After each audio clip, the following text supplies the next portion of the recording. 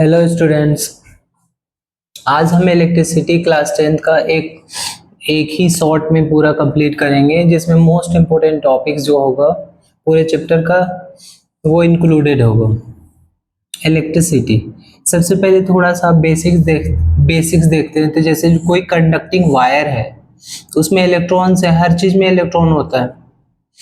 अगर वो electron continuously एक डायरेक्शन में फ्लो होने लगे तो हम बोलते हैं कि उस कंडक्टर में क्या है, करंट है। इसका मतलब सबसे पहले हमें डिफाइन करना है कि इलेक्ट्रिसिटी क्या है। Branch of physics in which we study about the current.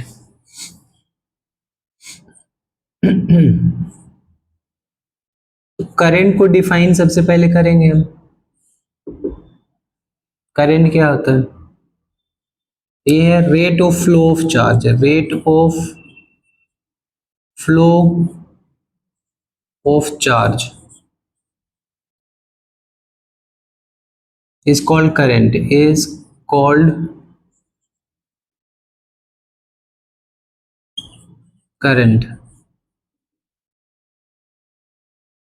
अब यहाँ पे क्वेश्चन अराइज होता है कि चार्ज क्या होता है। तो ध्यान से देखो, कोई भी स्पीसीज है इलेक्ट्रॉन लॉस या गेन कर सकता है तो उस पर चार्ज डेवलप हो जाता है। ठीक है, तो अभी के लिए आप ये समझो कि चार्ज जो होता है वो n टाइम्स E होता है। E हमारा इलेक्ट्रॉन का चार्ज है। आइदर ये पॉजिटिव होगा या नेगेटिव होगा। अगर इलेक्ट्रॉन लॉस होगा तो पॉजिटिव चार्ज होगा, इलेक्ट्रॉन गेन होगा तो नेगेटिव चार्ज होगा। क्योंकि कोई भी एलिमेंट होता है, कोई भी मेटल है, जैसे आयरन है, इसमें इसका एटॉमिक नंबर मान लो 26 है।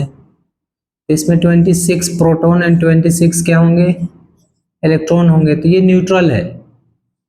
अगर ये इलेक्ट्रॉन लॉस कर देता है 3 इलेक्ट्रॉन तो इसमें 23 प्रोटॉन एंड 20 और 26 इलेक्ट्रॉन होंगे। इस केस में हम यहाँ पे चार्ज निकालेंगे तो प्रोटॉन का पॉजिटिव होता है, इलेक्ट्रॉन का नेगेटिव होता है, तो ये पॉजिटिव चार्ज आएगा। आपको इतना नहीं समझने हैं, मेन इस चैप्टर में हमें समझने हैं Q is equal to N E होता है, जहाँ पे Q की चार्ज होता है, एन हमारा नंबर ऑफ इलेक्ट्रॉन्स और E charge on electron. Charge on electron होता है -1.6 इंटू 10⁻−19 कूलाम। कूलाम क्या होता है? COLOUMB। कूलाम क्या होता है? तो ये SI यूनिट ऑफ चार्ज है। What is coulomb? तो SI यूनिट ऑफ चार्ज को क्या बोलते हैं? कूलाम। कैलकुलेशन करते समय माइनस साइन यूज नहीं करने, बस हमें मैग्नीट्यूड निकालने होते हैं। तो Q is equal to N E important formula, पहला फॉर्मूला बना इलेक्ट्रिसिटी का, Q is equal to N E. Rate of flow of charge is called current. यहाँ पे डिफिनीशन क्या है हमारा? Rate of flow of charge, rate का मतलब टाइम से डिवाइड, पर यूनिट टाइम में जो चार्ज फ्लो होता है किसी कंडक्टर में उसको हम क्या बोलेंगे? करंट। करंट को I से रिप्रेजेंट करते हैं। तो I इज इक्वल टू क्या हो गया? Q by T. ये हमारा सेकेंड फॉर्मूला हो गया। I is equal to Q by T, जो इस डिफिनेशन से आया है। Rate of flow of charge is called current. अब करंट का यूनिट क्या हो गया? SI unit. SI unit of current क्या होगा? चार्ज का यूनिट क्या होता है ये सोचो, कूलम्ब। और टाइम का यूनिट सेकेंड। तो SI यूनिट क्या हो जाएगा? तो कूलम्ब पर सेकेंड जो होगा SI यूनिट होगा। इसी को ही हम एम्पियर बोलते हैं। AMPERE, ampere. एम्पियर को हम सिंबॉलिक फॉर्म में कैपिटल A से रिप्रेजेंट करते हैं। That means 1 ampere is equal to क्या हो गया? 1 कूलम्ब अपॉन 1 सेकेंड। हमारा 1 एम्पियर का डिफिनेशन हो गया।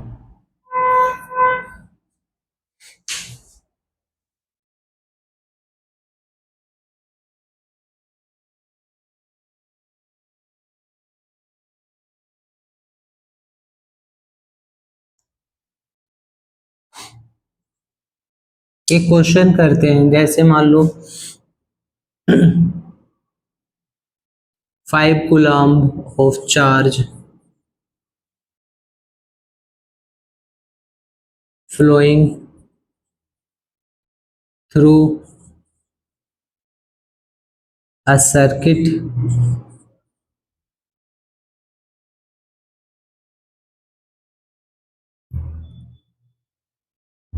in 2 minutes. Find current.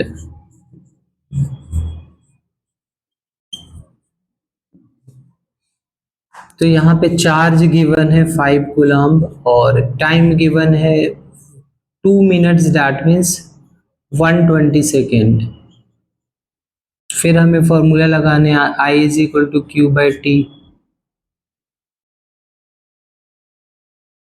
तो कितना हो जाएगा 5/120, ये कैंसिल आउट होगा 24, 1/24 एम्पियर होगा। इसको डेसिमल में भी कन्वर्ट कर सकते हो, लेकिन फ्रैक्शन ज़्यादा कम्प्लेक्स है तो ऐसे ही छोड़ सकते हो। इसको डेसिमल में कन्वर्ट करेंगे तो क्या होगा, एक डेसिमल लगा, जीरो लगा, एक और जीरो लगा, ये 4 टाइम्स 96, तो अप्रॉक्सीमेटली ये 0.04 एम्पियर आ गए। एक क्वेश्चन और है, find number of electron in 1 coulomb of charge, 1 coulomb of charge.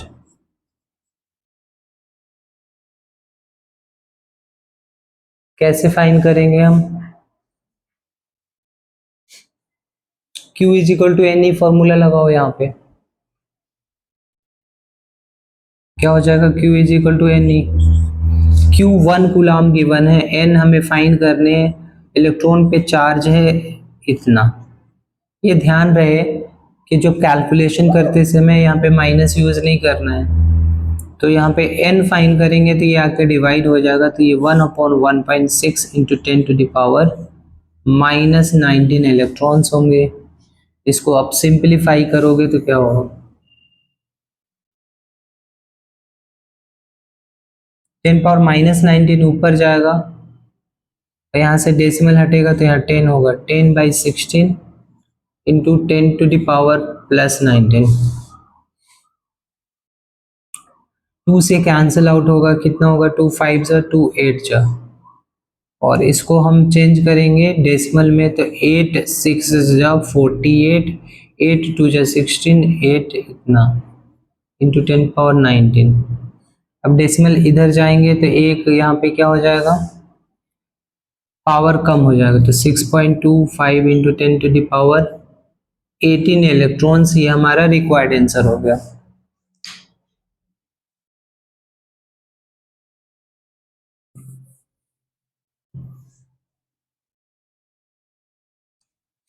अब एक क्वेश्चन और करते हैं, find current if 3.2 into 10⁻,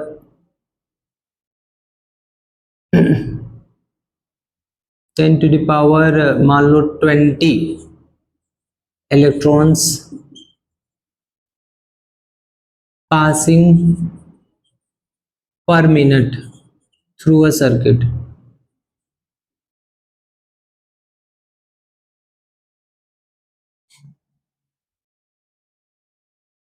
find current if इतना इलेक्ट्रॉन पासिंग पर मिनट। तो कैसे हम फाइंड करेंगे, यहाँ पे नंबर ऑफ इलेक्ट्रॉन्स गिवन है तो हमें चार्ज निकालने पड़ेंगे। Charge is equal to Q into N E, तो ये है 3.2 इंटू 10⁻20 इंटू इलेक्ट्रॉन पे चार्ज है 1.6 इंटू 10⁻−19। ये एक साथ कैलकुलेट होगा, 3.2 इंटू 1.6, ये पावर ऐड होगा 16 10 हो गया, और ये 16 हो जाएगा, 5 हो जाएगा, 16 ये भी 10 हो जाएगा,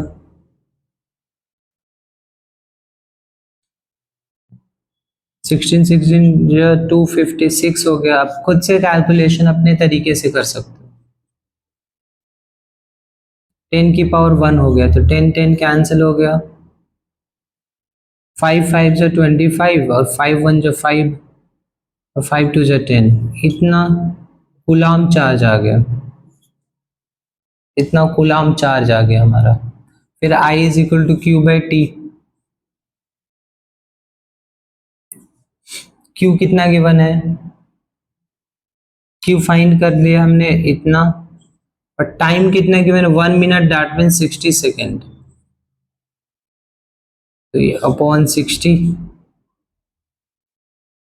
डेसिमल हटा, जीरो लगा, 6 से डिवाइड करो इसको, 512 को 6 से डिवाइड करो और 2 डेसिमल दे दो क्योंकि नीचे 100 है, 6 8 जो 48, 3 कितना हो गया, 6 5 जो 30, 2 डेसिमल आया 6 3 जो, तो 85 में 100 से डिवाइड करेंगे तो कितना आ जाएगा, 0.853 एम्पियर हमारा आंसर आ जाएगा।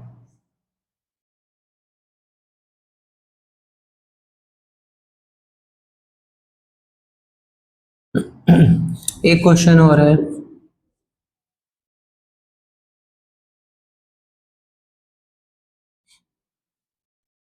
if 2.5 ampere of current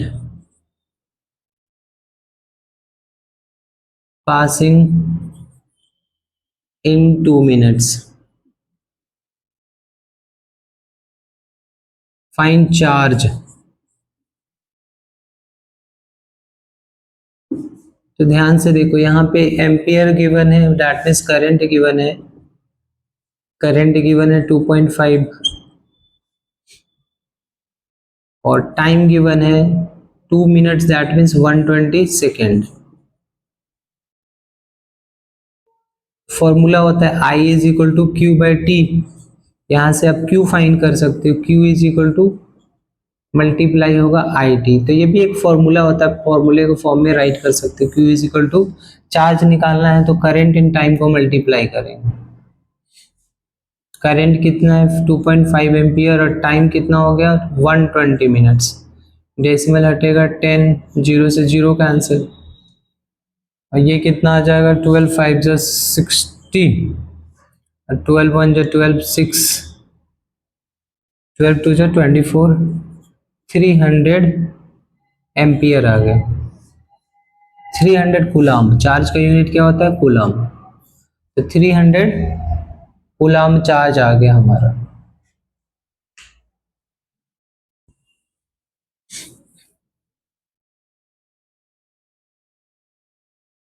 कुछ चीजें इंपॉर्टेंट है नोट करने वाली, सबसे पहले करंट डायरेक्शन किधर होता है, is opposite to the flow of current, flow of electron. इसमें पूरे डिटेल में जा नहीं रहा हूँ क्योंकि वन शॉट कराने हैं तो ज़्यादा लंबा वीडियो हो जाएगा, अभी हम एग्जाम के लिए जो काम की चीज़ें हैं वही कर रहे हैं। करंट, करंट का डायरेक्शन जो होता है अपोजिट टू द इलेक्ट्रॉन्स, अगर इलेक्ट्रॉन ऐसे जाएगा, मान लो ये वेस्ट है और ये ईस्ट है, ये हमारा इलेक्ट्रॉन का डायरेक्शन है, तो करंट का डायरेक्शन अपोजिट हो जाएगा, ये करंट का डायरेक्शन हो जाएगा। इलेक्ट्रॉन का डायरेक्शन किधर है,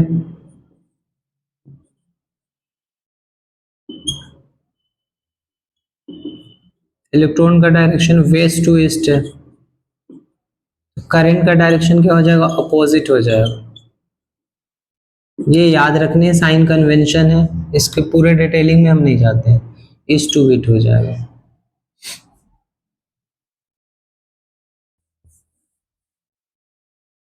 अब एक वर्ड आता है पोटेंशियल,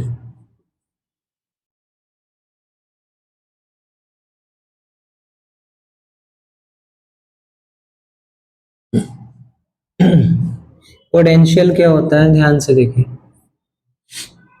इलेक्ट्रिक सर्किट क्या होता है, तो जो जिस वायर में क्या होता है, करंट पास कर रहा होता है और इसमें अदर डिवाइसेस भी कनेक्टेड होते हैं, जैसे आपका फैन हो गया, एसी हो गया, बल्ब हो गया।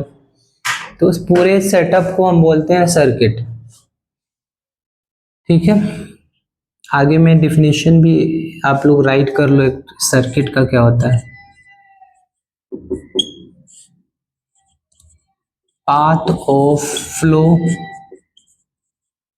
Of current is called circuit.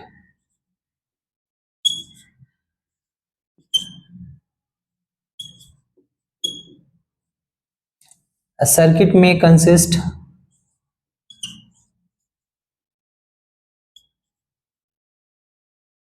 क्या होगा इसमें, सर्किट में कंसिस्ट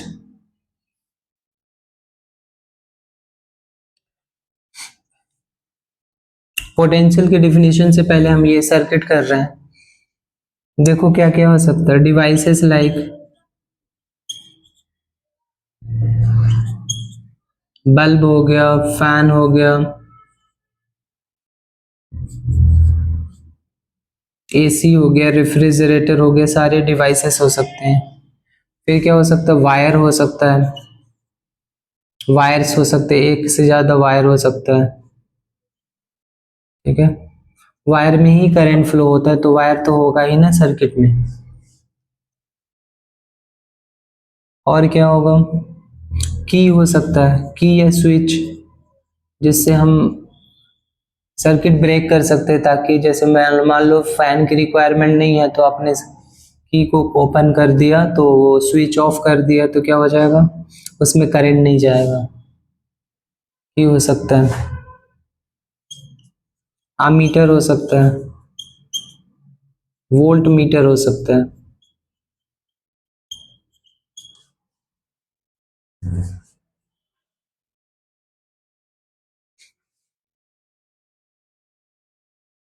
आमीटर हो सकता है एंड वोल्ट मीटर भी हो सकता है।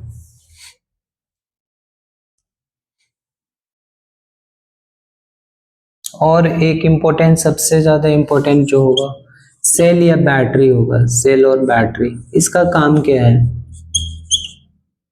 अभी मैं आगे बताऊंगा।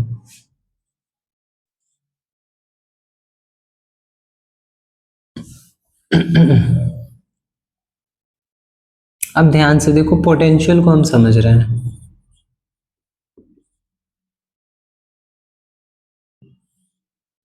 तो पोटेंशियल का डिफिनीशन देते हैं। अब थोड़ा सा हम समझते हैं, ये है कि ये एक वर्क डन होता है to carry a charge from one point which is far off from the electric field. जैसे एक वायर है, ठीक है, वायर है, इसमें करंट पास हो रहा है और यहाँ पे कोई चार्ज है जो दूर है, इसके इन्फ्लुएंस से दूर है। तो जैसे ये इलेक्ट्रिक फील्ड है, इसका इन्फ्लुएंस है, तो इससे दूर है, तो इसको हम बोलेंगे इन्फिनिटी। ये कहाँ पर है, इन्फिनिटी मतलब दूर है, इसके फील्ड से पार में है। तो इस चार्ज को यहाँ तक लाने में जो वर्क डन होगा उसको हम क्या बोलेंगे, पोटेंशियल। इलेक्ट्रिक फील्ड में के अंदर लाने में जो वर्क डन होगा उसको हम पोटेंशियल बोलते हैं।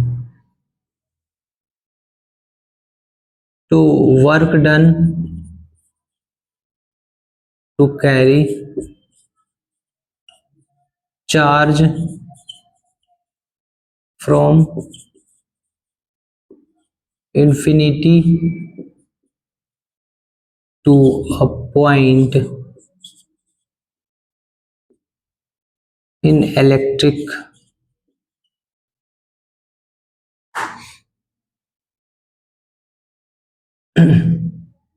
in electric field या सर्किट के पास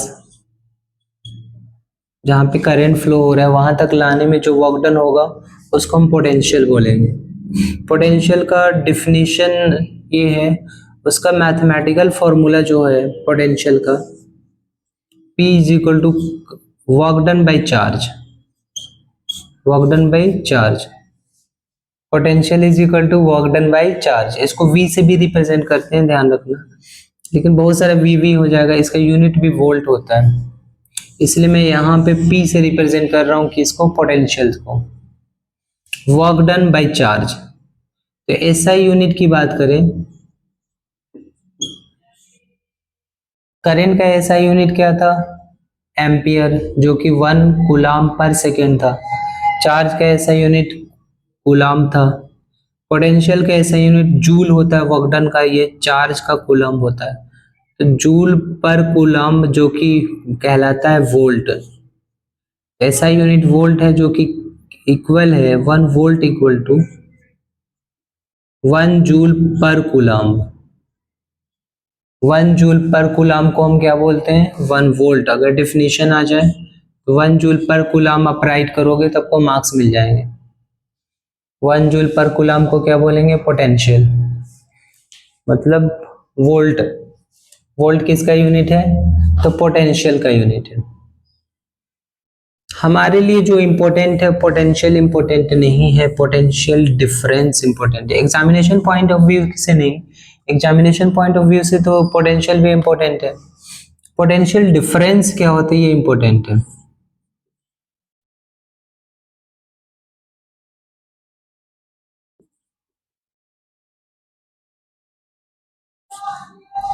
तो सर्किट में दो पॉइंट है, जैसे एक ए पॉइंट है जिसकी पोटेंशियल वी ए है, दूसरी पॉइंट है बी जिसकी पोटेंशियल वी बी है। तो इसके बीच का जो डिफरेंस होगा ना, इसके बीच का डिफरेंस अगर मान लो ये 0 हो जाए तो करंट फ्लो नहीं होगा। ठीक है, तो इसलिए इम्पोर्टेंट है। इसको डिफाइन कैसे करेंगे? Potential difference is the difference difference in potential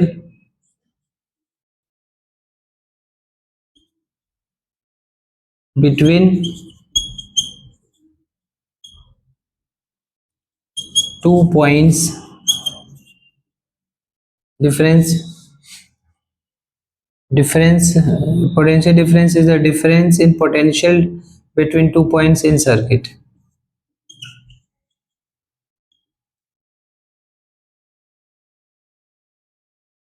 Potential difference important for the potential difference should not be zero to flow current. अगर जीरो हो गया तो करंट फ्लो नहीं होगा। पोटेंशियल डिफरेंस अगर जीरो हो जाए तो करंट विल नॉट फ्लो,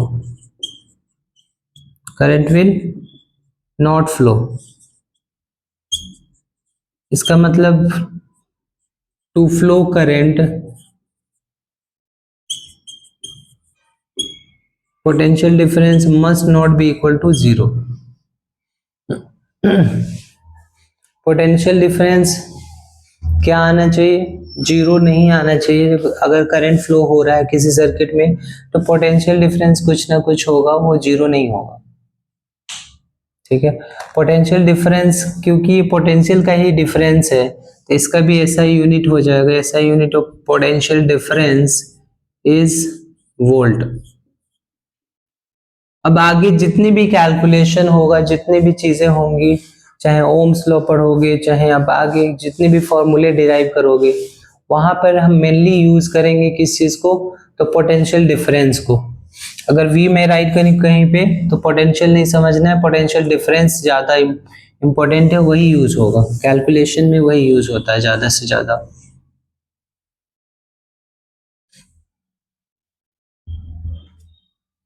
अब एक इंपॉर्टेंट लॉ है जिसको हम बोलते हैं ओम्स लॉ।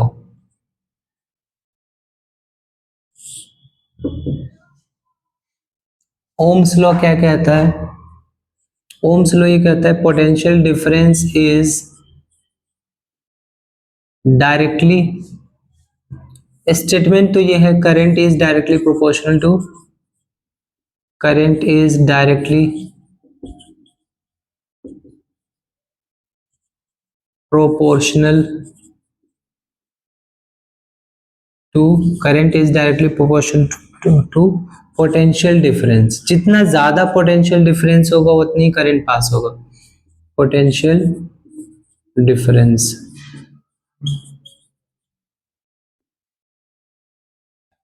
लेकिन जो प्रोपोर्शनलिटी है तो उसमें हमें एनसीईआरटी में जो डिराइव्ड है V is proportional to I।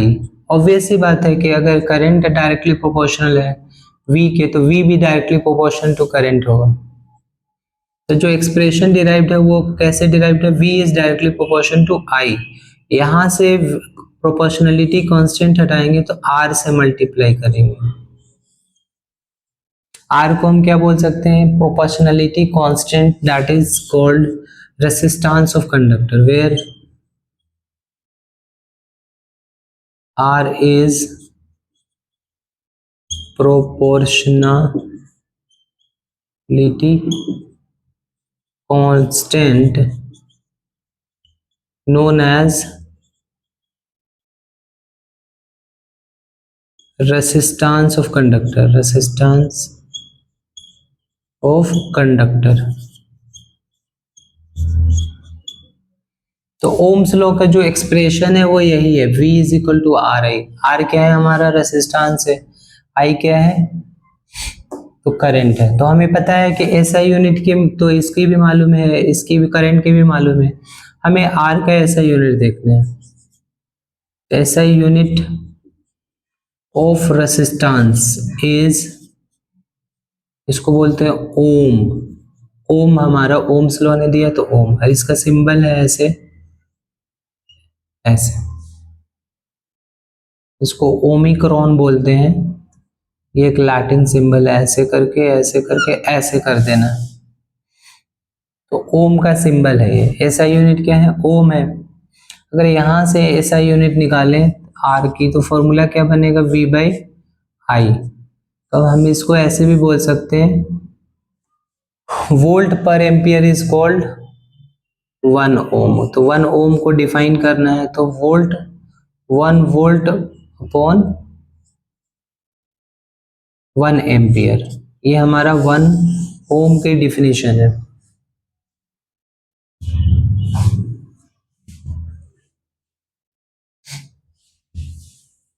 Ohms law का ग्राफ भी इंपॉर्टेंट है, ध्यान रखना है, क्योंकि ये प्रोपोर्शनल है। तो यहाँ पर ग्राफ ऑफ ओम्स लॉ जो है,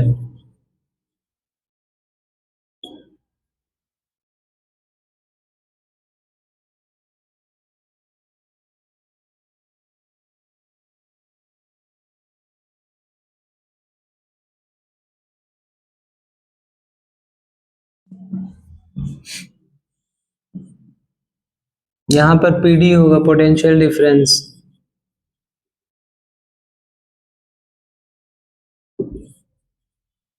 वोल्ट में होगा, और यहाँ पर क्या होगा, करंट,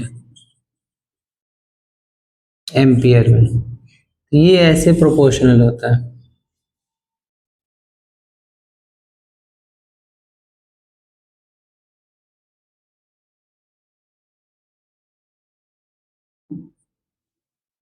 पूछा जाता है ओम्स लॉ के ग्राफ के स्लोप से क्या मिलेगा, तो रेसिस्टेंस मिलता है। और ये स्लोप कैसे निकालेंगे, तो v2 by change in y coordinate upon change in x coordinate, ये करंट है, i2 माइनस i1। रेसिस्टेंस निकालना है तो स्लोप निकालोगे ओम्स लॉ के ग्राफ से, तो आपको क्या आ जाएगा, रेसिस्टेंस आ जाएगा।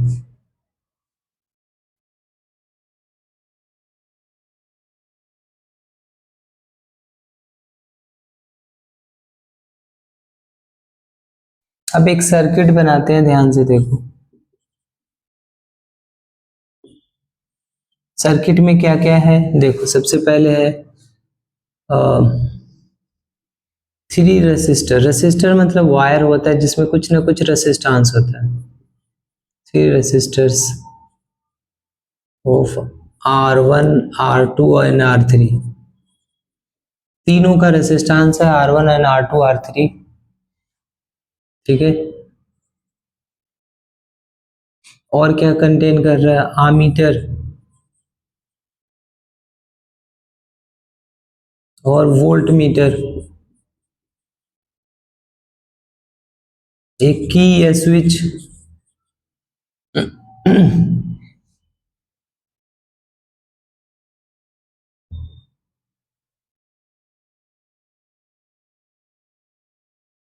और अब बैटरी है।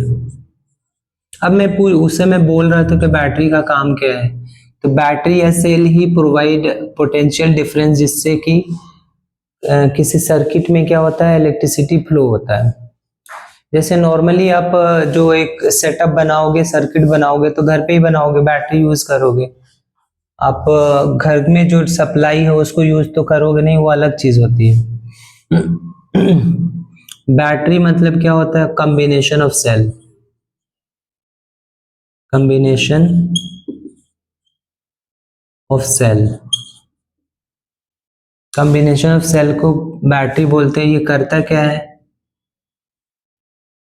क्रिएट पोटेंशियल डिफरेंस, जिससे कि इलेक्ट्रिसिटी फ्लो हो, create potential difference to flow current.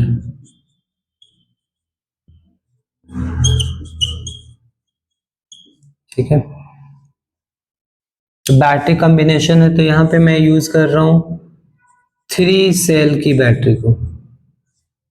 अब हमें सर्किट बनाना है, 2 तरह के सर्किट बनते हैं। रेसिस्टर्स को हम कैसे वायर को कनेक्ट कर सकते हैं, तो एक को सीरीज में कनेक्ट कर सकते हैं। सीरीज का मतलब होता है कि एक ही वायर से सारे डिवाइसेस को जोड़ना, ऐसे एक ही वायर से सब कनेक्टेड है, तो उसको हम बोलते हैं सीरीज। पैरेलल का मतलब होता है अलग अलग वायर से हम जोड़ दें चीजों को।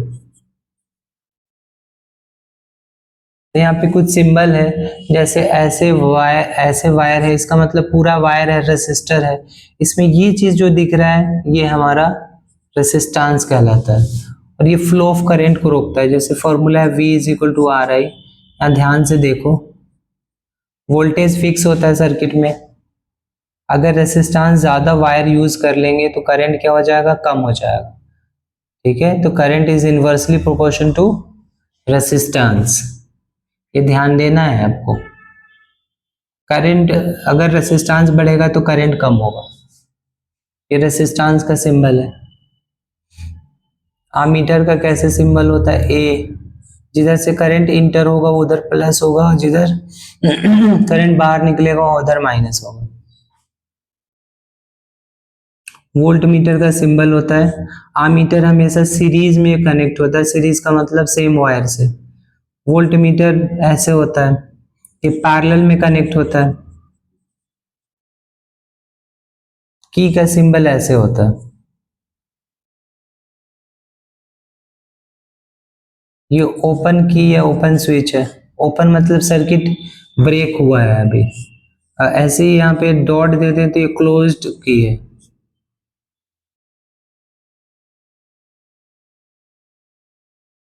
मैं मोस्ट इंपोर्टेंट करा रहा हूं, ध्यान रहे।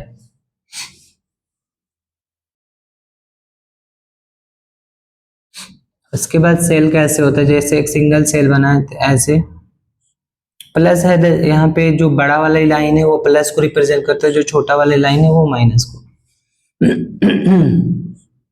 तो करंट का डायरेक्शन नेगेटिव टू पॉजिटिव होगा, जबकि सॉरी, इलेक्ट्रॉन का डायरेक्शन नेगेटिव टू पॉजिटिव होगा, जबकि करंट का डायरेक्शन पॉजिटिव से निकलेगा। ध्यान रहे, ये करंट का डायरेक्शन है।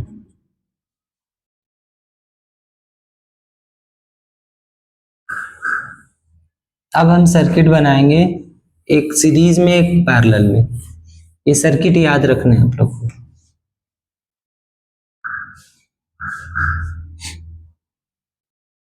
सीरीज में कैसे कनेक्ट करेंगे हम, एक ही वायर से सबको कनेक्ट करना है, जितने भी रेसिस्टेंस है सबको। 3 रेसिस्टेंस है, ये हो गया R1, ये हो गया R2 और ये हो गया R3।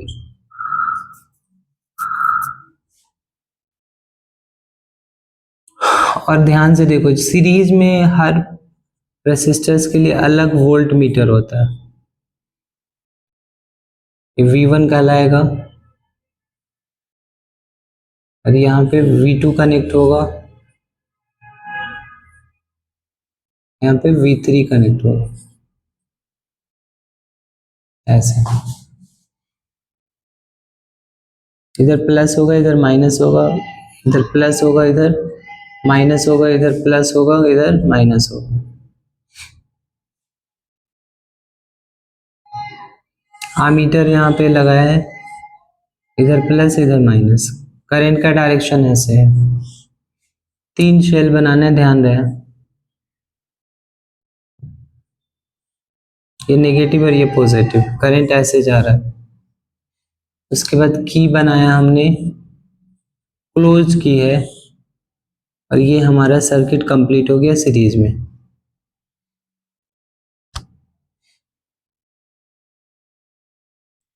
सीरीज में हमें ऐसे बनाना है, ये हमारा क्या है, की है, ये आमीटर है, ये तीन तीन क्या लगाया हमने, वोल्ट मीटर लगाया है। और ये क्या हमारा R1 R2 R3 तीन रेसिस्टेंस है।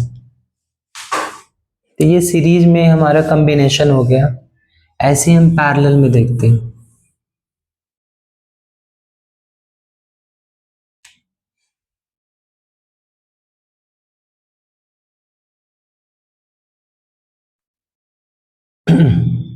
पैरेलल में क्या है, 3 वायर ऐसे निकालने हैं, 3 वायर का रेसिस्टेंस ऐसे रिप्रेजेंट करेगा।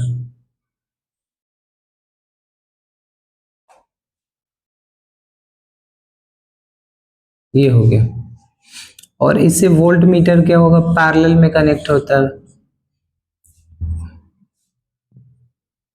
वोल्ट मीटर हमेशा पैरेलल, अलग ही वायर से जोड़ते हैं। पिछले सर्किट में भी हमने देखा था, अलग से जोड़ा गया था, अलग वायर से जोड़ा गया था। ये R1 है, ये R2 है, ये R3 है।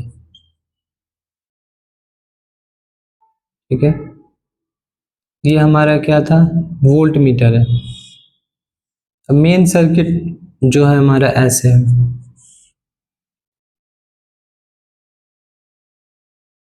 एक की हो गया, क्लोज्ड की, और तीन शेल का बैटरी हो गया, माइनस प्लस। इसको ऐसे कनेक्ट कर सकते हैं। और क्या होगा, आमीटर होगा यहाँ पे, प्लस और माइनस। तो इस तरह से हमारा सर्किट कंप्लीट हो गया। एक चीज ध्यान रखना है कि जो सीरीज एंड पैरेलल में कुछ चीजें इंपॉर्टेंट है, तो जो सीरीज के लिए ध्यान दो, सीरीज पूरे सर्किट में करंट सेम होता है। करंट क्या होगा, current same for all 3 resistor. ये इंपॉर्टेंट है, नोट करना है। Current same for all 3 resistors.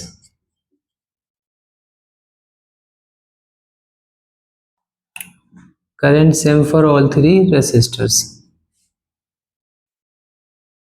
उसके बाद देखो क्या ध्यान देखने है, सीरीज में मैं बता रहा हूं वोल्टेज डिफरेंट होगा, क्योंकि 3 वोल्ट मीटर हमने सीरीज में कनेक्ट किया था।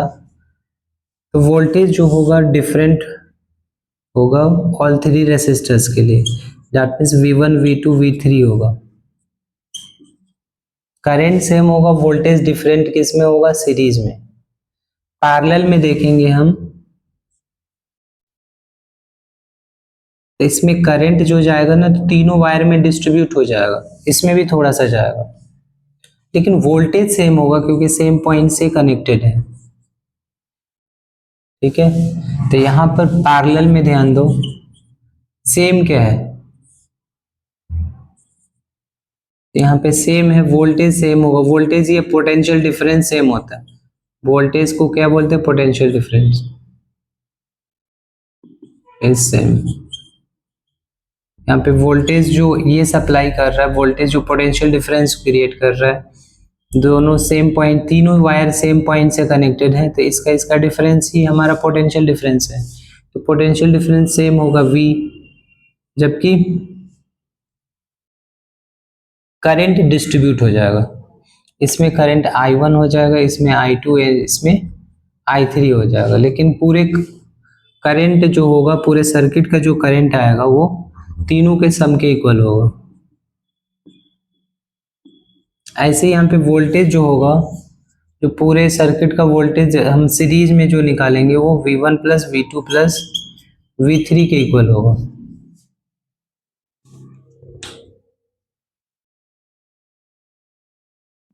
ये याद करने हैं, इसमें कुछ चीजें आप समझने की कोशिश करोगे, समझ जाओगे, ठीक है, समझना चाहिए, लेकिन कुछ चीजें याद करोगे ना तो धीरे धीरे माइंड में सेट हो जाता है और फिर वो समझ में भी आ जाता है। आप सोचोगे समझ लूँ, समझ के कर लूँ, और फिर बाद में क्या होगा, आपको नहीं याद आएगा, नहीं समझ में आएगा। कुछ चीजें याद रखो, फैक्ट्स जो होते हैं वो याद होना करना है।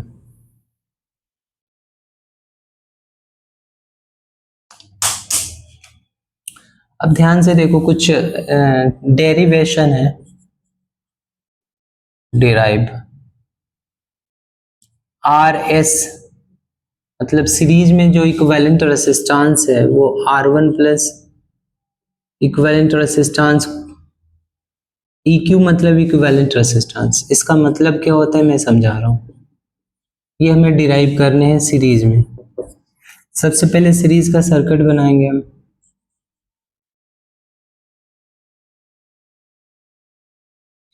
तीन तीन वोल्टेज बनाने की जरूरत नहीं है, बस आपको ध्यान रखना है कि यहाँ पे क्या सेम है,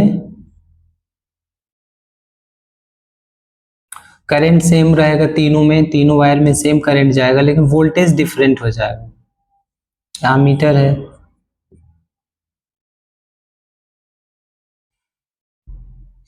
तो यहाँ पर आपकी मर्जी है, 2 शेल बनाओ, 3 शेल बनाओ, ठीक है।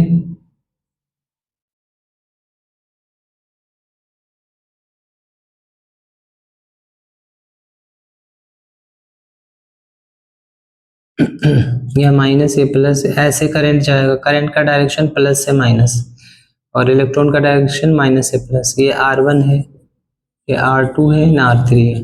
तीनों में अलग अलग वोल्टेज होगा, वोल्ट मीटर कनेक्ट करके हम मेजर कर सकते हैं, लेकिन करंट सेम होगा तीनों में, आई आई आई।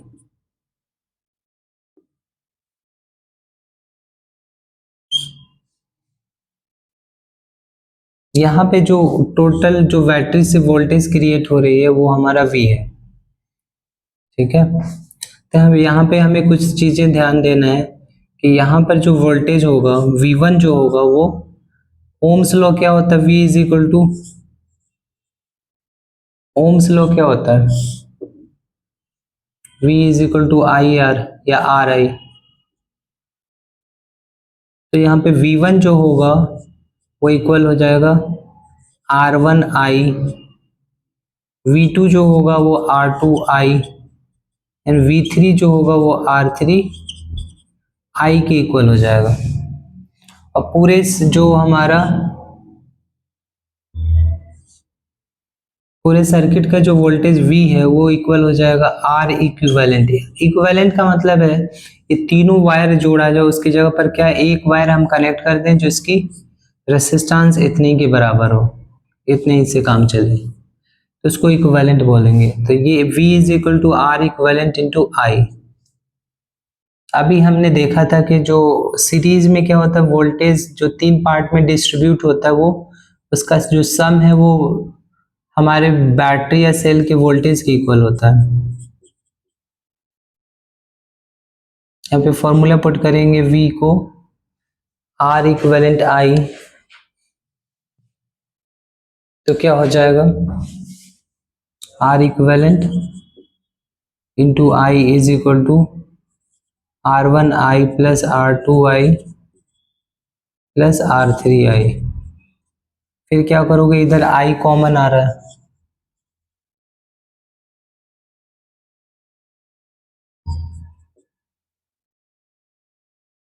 ये बचेगा R1 plus R2 plus R3, cut गया,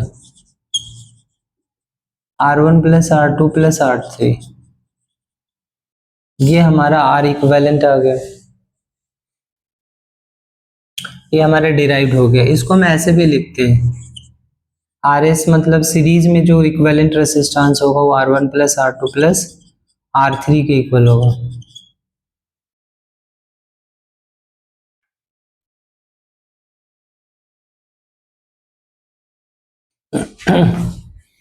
पैरेलल में डेरिवेशन क्या है, ध्यान से देखिए, डिराइव, अगला क्वेश्चन हमारा derive 1 by R equivalent in parallel is equal to 1 by R1 plus 1 by R2, ये पैरेलल में है, इन पैरेलल।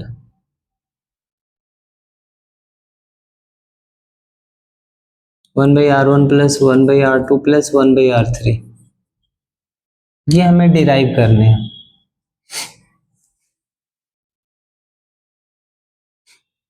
तो इसके सर्किट डायग्राम बनाने पड़ेंगे हमें।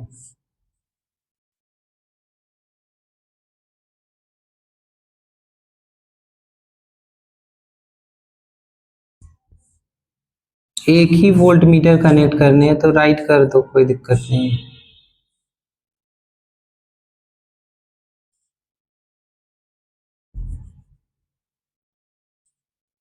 आमीटर हो गया,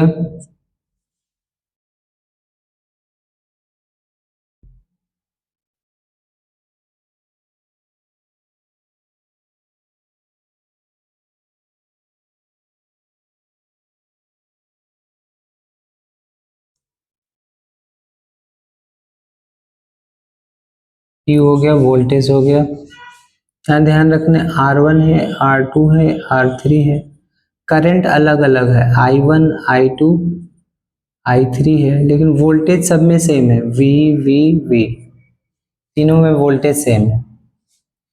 तो पैरेलल में क्या होगा, ध्यान से देखो, V is equal to R I, ये क्या होता है, ओम्स लॉ।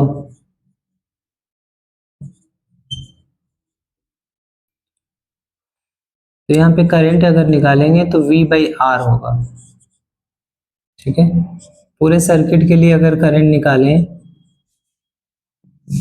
तो I is equal to V upon R equivalent, ठीक है। उसके बाद ध्यान से देखो, I1 जो होगा वो V बाई आर वन के इक्वल होगा, I2 जो होगा, वोल्टेज सब में सेम है, I2 जो होगा V बाई आर टू के इक्वल है। ये जो कंसेप्ट मैं करा रहा हूँ ये न्यूमेरिकल्स में भी हेल्प करेगा, तो इसको अच्छे से समझना है। पूछेगा वो इसमें बताओ क्या करंट होगा, तो आप यही फॉर्मूले से करोगे। I3 कितना होगा, V बाई आर थ्री, और हमें पता है पैरेलल कॉम्बिनेशन में जो टोटल करंट होता है वो इंडिविजुअल करंट का सम होता है। ये हो गया V by are equivalent. Equivalent का मतलब इन तीनों वायर की जगह पर एक वायर लगा दे जो इसका काम कर दे। तो हो गया V by R one plus V by R two plus V by R three, और फिर कॉमन निकालोगे इधर से V तो कैंसिल हो जाएगा, ये बचेगा one by R one plus one by R two plus one by R three.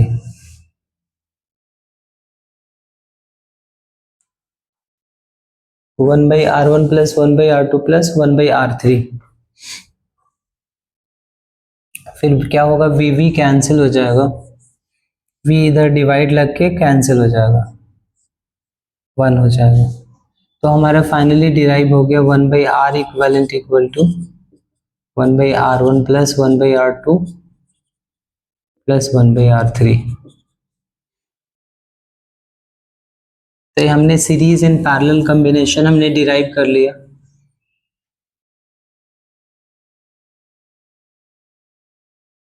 अब है रेसिस्टेंस कौन कौन से फैक्टर्स पे डिपेंड करता है, factors on which resistance depends.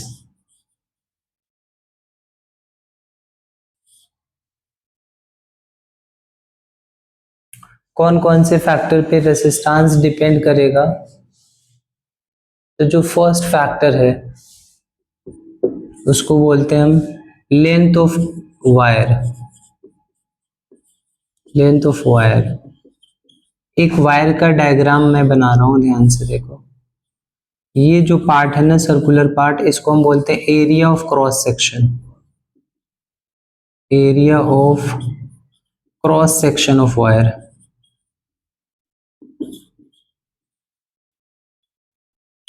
इसका मतलब क्या है, जैसे मान लो ये वायर है तो इसका जो सर्कुलर पार्ट है उसको हम बोलते हैं area of cross section of wire, A से रिप्रेजेंट करते हैं, और यहां से यहां तक की जो लेंथ है वायर की वो एल हो गया। तो लेंथ ऑफ वायर पे कैसे डिपेंड करेगा? तो resistance is directly proportional to length of wire. Resistance is directly proportional to length of wire. That means length बढ़ाएंगे तो रेसिस्टेंस क्या होगा? बढ़ जाएगा। इसलिए मान लो क्वेश्चन ये आ जाता है, अगर 2 मीटर वायर की जरूरत है तो अब 10 मीटर लाके उसको फोल्ड करके रखोगे तो रेसिस्टेंस बढ़ेगा तो करंट कम होगा, मतलब वेस्टेज ऑफ एनर्जी होगा। तो जितना वायर की रिक्वायरमेंट है, 2 मीटर की जरूरत है तो 2 मीटर ही खरीद के लाओ। उसके बाद देखो एरिया ऑफ क्रॉस सेक्शन पे कैसे डिपेंड करता है। एरिया ऑफ क्रॉस सेक्शन, इसको आप स्टेटमेंट में भी लिख लेना। अभी बोर्ड में क्या आपको वो स्टेटमेंट भी में लिखोगे तो ज़्यादा बेटर है। Resistance is directly proportional to length of wire. Area of cross section पे कैसे डिपेंड करता है? तो resistance is inversely proportional to area of cross section. एक चीज ध्यान देना है कि रेसिस्टेंस जो होता है वो करंट के भी इनवर्सली प्रोपोर्शनल होता है। अगर रेसिस्टेंस बढ़ेगा तो करंट घटेगा, ठीक है। अब देखते हो एसी जैसे है, एसी को ज्यादा करंट चाहिए होता है तो उसका वायर क्या होता है? थीकर होता है। वायर थीकर होना दैट मीन्स एरिया ज्यादा होना। एरिया ज्यादा होगा तो रेसिस्टेंस क्या होगा? कम होगा, करंट उसको ज्यादा मिलेगा।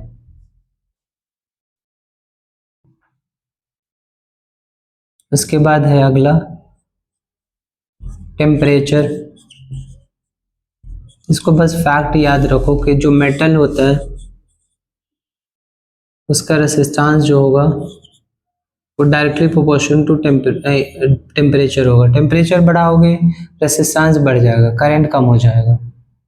इसको कभी डिटेल में मैं डिस्कस करूंगा। अभी एग्जामिनेशन पॉइंट ऑफ व्यू से यही याद रखो, मेटल का टेम्परेचर के साथ क्या होगा? डायरेक्टली प्रोपोर्शनल टू रेसिस्टेंस होगा।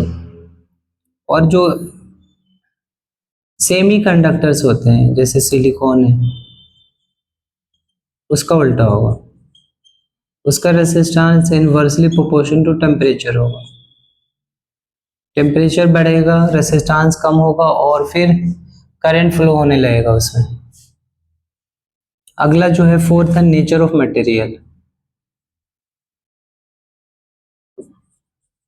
नेचर ऑफ मटेरियल,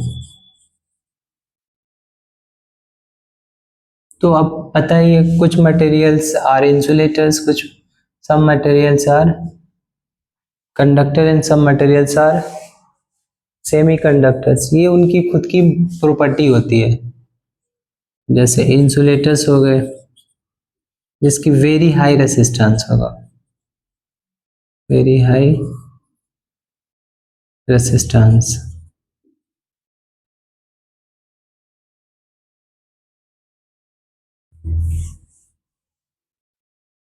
एक चीज और है, हमने देखा कि resistance directly proportional to temperature है मेटल के लिए। तो अगर मान लो super conductor that means resistance negligible है, इसके लिए टेम्परेचर क्या होना चाहिए? बहुत ज़्यादा लो होना चाहिए। तो सुपर लो पे सुपर कंडक्टर पॉसिबल है, कंडक्टिंग सुपर कंडक्टर।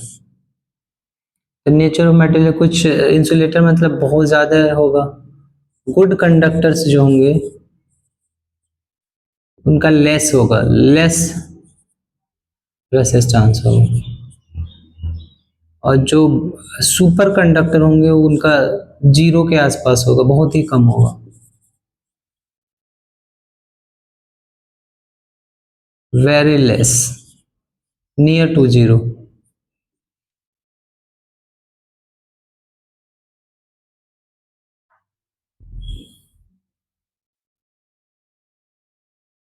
अब एक क्वेश्चन है, डिराइव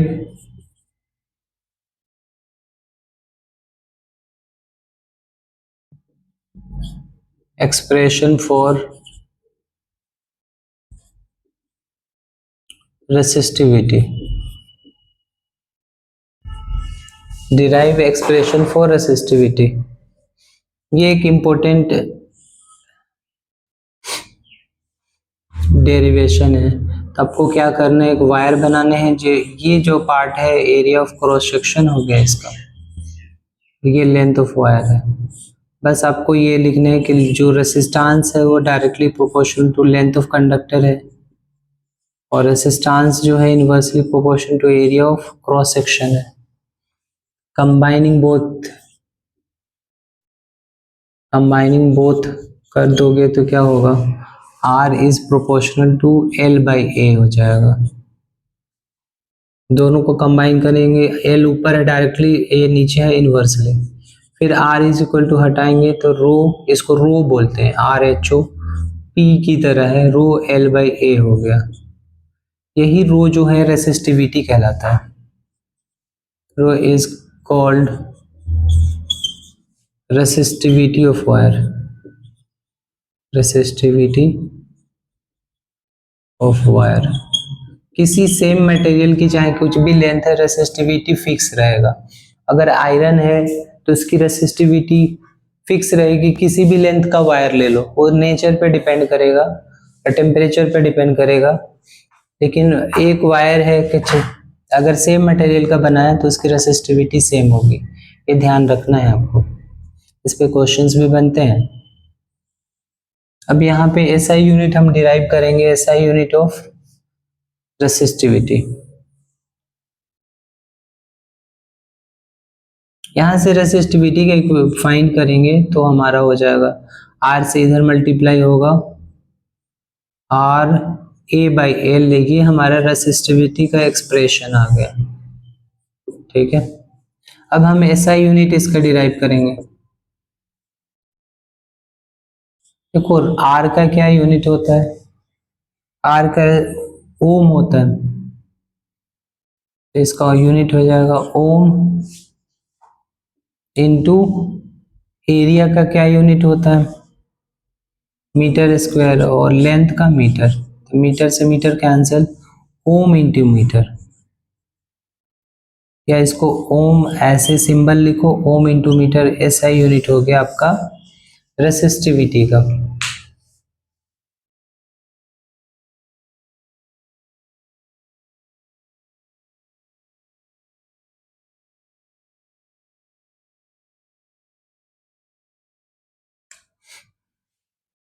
उसके बाद है जूल्स लॉ ऑफ हीटिंग।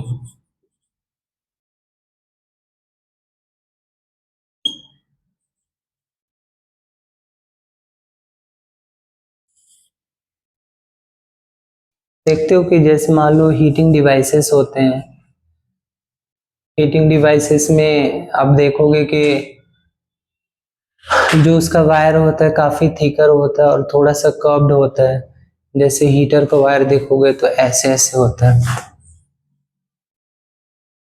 इससे रेसिस्टिविटी ही बढ़ता है, इसकी लेंथ इंक्रीज हो जाती है और रेसिस्टेंस इंक्रीज हो जाता है। रेसिस्टिविटी कभी भी इंक्रीज नहीं होता है, वो टेम्परेचर पे डिपेंड करता है और नेचर ऑफ मटेरियल पे। अगर टेम्परेचर कम करें या ज़्यादा करें तो चेंज होगा, नहीं तो सेम वायर की रेसिस्टिविटी सेम रहेगा, रेसिस्टेंस चेंज होते रहता है।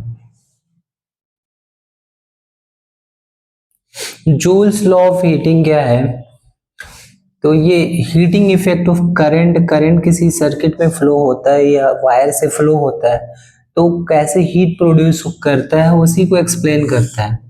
The heat produced in a conductor is directly proportional to a square of the current, resistance of the wire and the time। इन तीनों से एक्सप्रेशन आप निकालोगे तो हीट इज इक्वल टू हो जाएगा आपका I²RT, जहाँ पे क्या है, I क्या है हमारा current, R resistance and T temperature, T यहाँ पे क्या है टाइम है, और H क्या है हीट है। इस एक्सप्रेशन को आप दूसरे तरह से भी आप डिराइव कर सकते हो, लेकिन जूल्स लॉ ऑफ हीटिंग से ये एक्सप्रेशन ऑब्टेन किया जा सकता है। तो I²RT दैट मीन्स जो हीट है वो directly proportional to square of the current, resistance of the wire and temperature and time, कितने टाइम तक किसी सर्किट में करंट फ्लो होता है उस पर भी हीट प्रोड्यूस डिपेंड करता है। तो ये हो गया हमारा हीटिंग इफेक्ट ऑफ करंट का यूज। एक चीज ध्यान से देखो, जैसे किसी कंडक्टर में करंट फ्लो होता है, तो जो वर्क डन होता है ना करंट, जैसे मान लो रेसिस्टेंस होता है तो इलेक्ट्रॉन इस पे वर्क डन करेगा, तो जो वर्क डन करता है इलेक्ट्रॉन वो हीट में चेंज कर हो जाता है। मतलब ये है कि हीट इक्वल टू क्या है, वर्क डन बाई इलेक्ट्रॉन्स।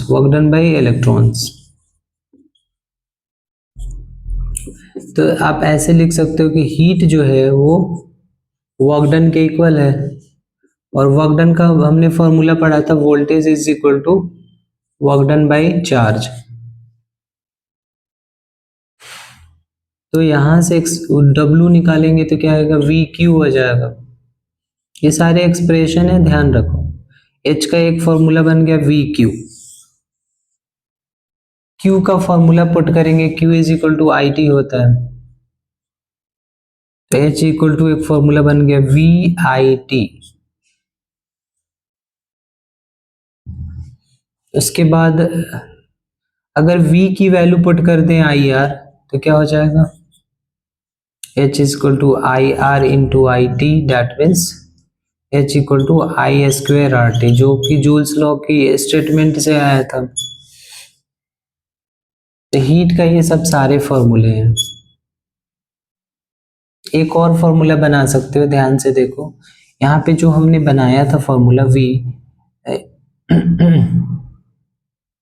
यहाँ पे I को भी रिप्लेस कर सकते हैं। I इक्वल टू क्या होगा, V बाई आर, तो H इक्वल टू हो जाएगा V into V by R into T, that means एक स्टेटमेंट बन गया V square by R into T. ये भी काफी इंपॉर्टेंट फॉर्मूला है, न्यूमेरिकल्स में डायरेक्ट यूज होता है। H equal to V square by R into T, T यहाँ पे टाइम है, V वोल्टेज है, R क्या है हमारा रेसिस्टेंस, H हीट है।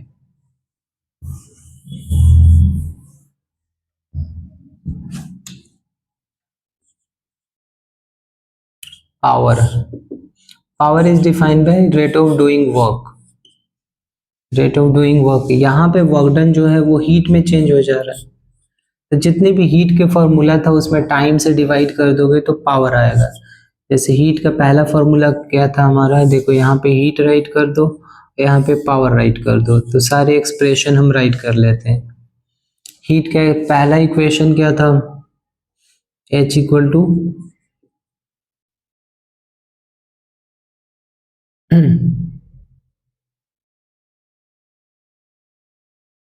वी क्यू, है ना, तो power is equal to V Q by T हो जाएगा,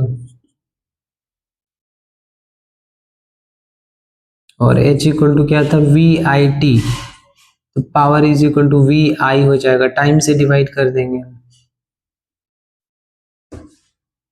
फिर एक H इक्वल टू एक था I square R T, power find करेंगे, टी से डिवाइड कर देंगे तो आई स्क्वायर आर हो जाएगा। फिर एक फॉर्मूला था V square by R into T, तो टाइम से डिवाइड करेंगे तो power is equal to V square by R हो जाएगा। ये पावर का फॉर्मूला है।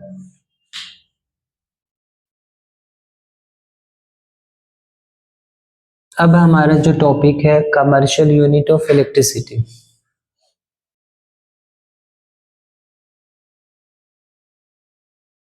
कमर्शियल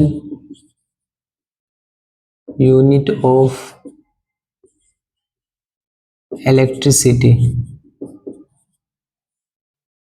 इसको हम बोलते हैं kilowatt hour, kilowatt hour, इसको हम यूनिट ऑफ करंट भी बोलते हैं, यूनिट ऑफ करंट। इसका मतलब 1 किलो वाट आवर 1 यूनिट के इक्वल होता है। घर में जो यूनिट ऑफ इलेक्ट्रिसिटी बिल आता है वो 1 किलो वाट, अगर मान लो 100 यूनिट है, दैट मीन्स 100 किलो वाट आपने एनर्जी यूज किया है, electrical energy,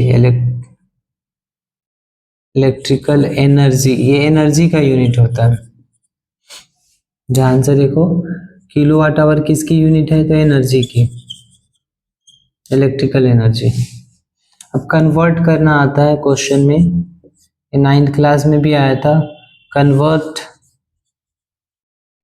1 kilowatt hour into joule, क्योंकि ये हीट या एनर्जी का यूनिट है तो इसका यूनिट क्या होगा?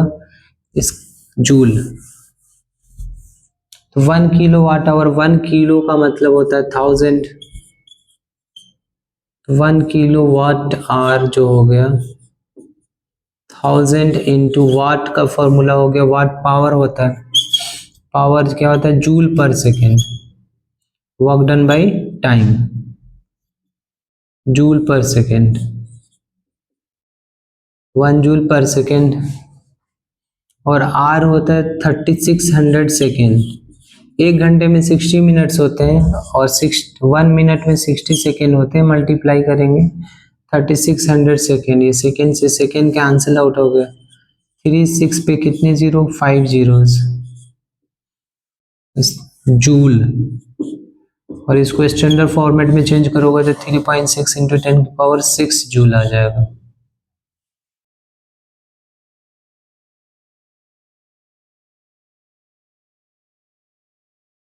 तो ओवरऑल हमने ये टॉपिक फिनिश कर दिया है इलेक्ट्रिसिटी का। अब कुछ न्यूमेरिकल्स हम प्रैक्टिस करेंगे, तो ध्यान से देखिए कुछ इंपॉर्टेंट न्यूमेरिकल्स।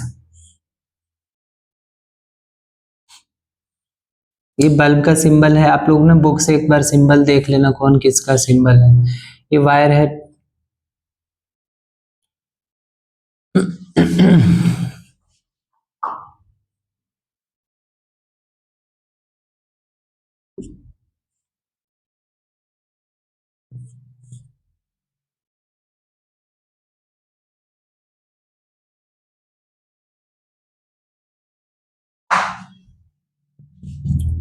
इसमें 4 ओम रेसिस्टेंस है और बल्ब में क्या है? 20 ओम रेसिस्टेंस है।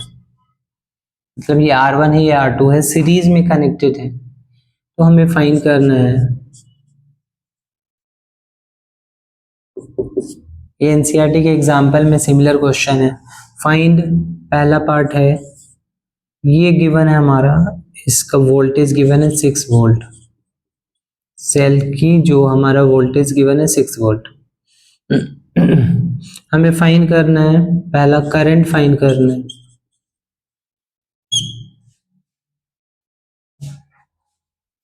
दूसरी चीज हमें जो फाइंड करनी है,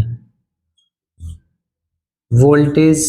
देखो सीरीज में वोल्टेज अलग अलग होगा, वोल्टेज इन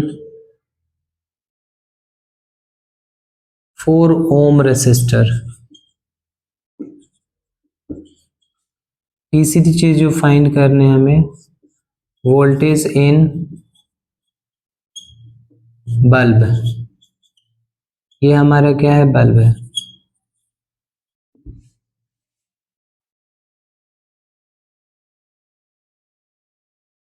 अब ध्यान से देखो, ये सीरीज में कनेक्टेड है, तो सबसे पहले इक्विवेलेंट रेसिस्टेंस निकालना है। तो सीरीज में क्या होगा? 2 रेसिस्टेंस है, तो R1 प्लस R2, ये 4 प्लस 20 हो जाएगा, तो ये 24 ओम इक्विवेलेंट रेसिस्टेंस आ गया। फिर इक्विवेलेंट रेसिस्टेंस को यूज करेंगे, V is equal to RI। पूरे सर्किट का वोल्टेज है 6, तो यहाँ से करंट हमें निकालना है और रेसिस्टेंस हमारा 24I आ गया। तो यहाँ से I निकलेगा, 6 में से 24 डिवाइड होगा 1/4, दैट इज 0.25 एम्पियर आ गया। करंट कितना आ गया टोटल? 0.25 एम्पियर। पहले पार्ट का आंसर हमारा हो गया। सेकेंड पार्ट है वोल्टेज इन 4 ओम रेसिस्टेंस। ध्यान से देखो, यहाँ पे वोल्टेज डिफरेंट होगा, V1 V2। V1 का फॉर्मूला हो जाएगा क्या? I सेम रहेगा, करंट दोनों में करंट सेम रहेगा, तो R1I। R1 हमारा 4 है और I का मतलब 0.25, तो ये 1 वोल्ट आ जाएगा। क्या आ जाएगा? 1 वोल्ट। अगर दूसरे में निकालना है तो टोटल में से माइनस कर लो तो निकल जाएगा। ये सेपरेटली फॉर्मूले से भी कर सकते थे, एक बार दोनों से देखते हैं। वोल्टेज इन R2 कितना हो जाएगा, 6 माइनस 1, दैट मीन्स 5 वोल्ट आना चाहिए। ठीक है, या हम ये फॉर्मूला लगा दें, ये हमारा आंसर हो चुका है। आई सेम जाएगा इसमें R2, तो ये 0.25 टोटल करंट था, ये 20, इसको मल्टीप्लाई करोगे तो 5 वोल्ट ही आएगा। ठीक है,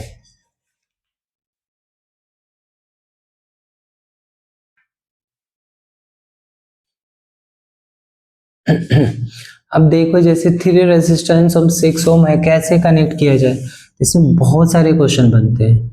सबसे पहले आएगा कि मैक्सिमम करंट चाहिए हमें।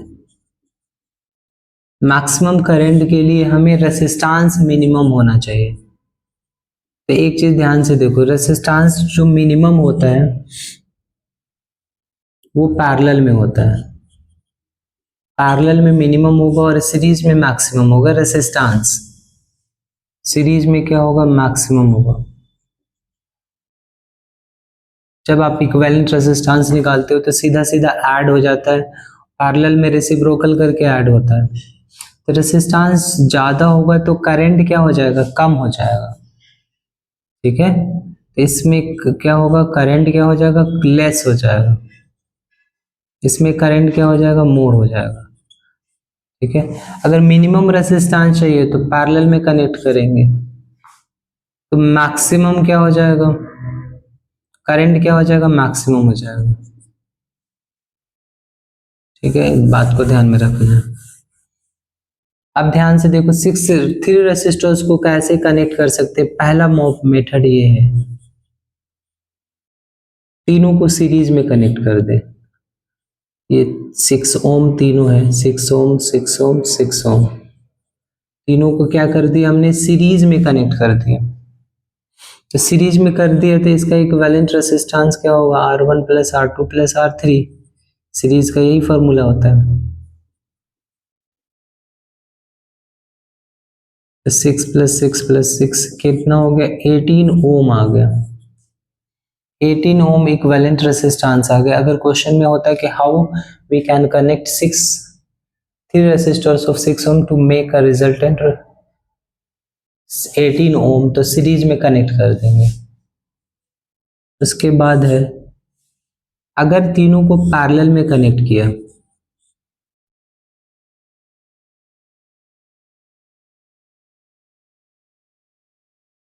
तब क्या होगा। यहाँ पे है हमारा 6 ओम 6 ओम 6 ओम,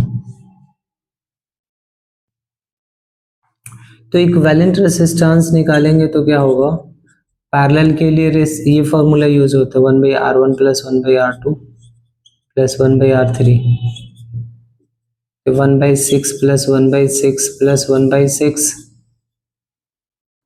ऐड होके कितना हो जाएगा, R equivalent is equal to 3/6, तो ये कैंसिल आउट होगा। फिर रेसिप्रोकल करेंगे तो R इक्विवेलेंट 2 ओम आ गया। खुद ही देखो, पहले सीरीज में 18 ओम था और पैरेलल में कितना हो गया, 2 ओम हो गया। तो अब इसमें हम, अगर क्वेश्चन में आता कि how can you connect 3 resistor of 6 ohm each to make resultant 2 ohm, तो आप क्या करते, उस तीनों को क्या कर देते, पैरेलल में कनेक्ट कर देते।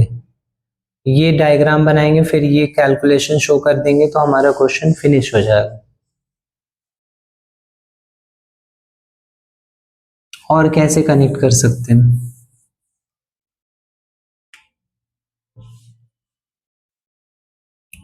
हम ऐसे कनेक्ट कर सकते हैं। ध्यान से देखो, यहां पर एक वायर है और 2 को पैरेलल है, 2 पैरेलल और फिर एक सीरीज है। ये तीनों 6 ओम है। पहले इस ब्रांच को पैरेलल में कैलकुलेट करें तो क्या हो जाएगा, 1/RP, RP मतलब पैरेलल, 1/6 प्लस 1/6 हो जाएगा, 2/6 हो जाएगा। तो 1/RP, तो RP कितना आ जाएगा, रेसिप्रोकल कर देंगे तो 3 ओम आ जाएगा। अब इस पूरे की जगह पर 3 ओम आ गया, तो दैट मीन्स हमें सर्किटरी ड्रॉ कर लेना चाहिए। इस पूरे जगह पे 3 ओम आ गया और ये कितना है हमारा 6 ओम है। अब ये दोनों सीरीज में है तो इक्विवेलेंट रेजिस्टेंस 6 + 3 हो जाएगा, तो 9 ओम आ गया। अगर आपको क्वेश्चन ऐसे है कि कैसे 3 रेसिस्टर्स जो कि 6 ओम है कनेक्ट करोगे कि इक्विवेलेंट रेजिस्टेंस हमारा कितना आ जाए, 9 ओम आ गए, तो ये डायग्राम बनाओगे और ये कैलकुलेशन करोगे।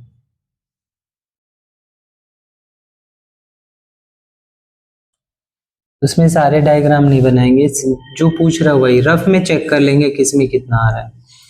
एक लास्ट मेथड है, इसकी जो मैं मेथड बता रहा हूँ 3 रेसिस्टेंस के, इसके अलावा कोई कनेक्शन कोई मेथड नहीं है, तो इसको ध्यान से याद रखना है। एक मेथड ये हो गया कि आप 2 को सीरीज में कनेक्ट कर दिया और उनको फिर पैरेलल में कनेक्ट कर दिया ऐसे, ये 6 है, ये 6 है, ये 6 है, तो पहले ये दोनों सीरीज में निकल जाएगा। RS का मतलब सीरीज, R1 + R2 कितना आ जाएगा, 6 ओम + 6 ओम, तो ये 12 ओम आ गया। अब इन दोनों की जगह पर 12 ओम का एक रेसिस्टेंस लगा देंगे,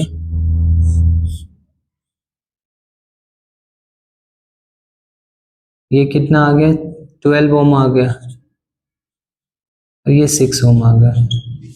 अब ये पैरेलल है तो ये 1/R इक्विवेलेंट जो निकलेगा 1/12 + 1/6 है ना, ध्यान से 1/R इक्विवेलेंट इक्वल टू ये 12 आ गया और ये आ गया 1 + 2, तो 3/12 कैंसिल होगा,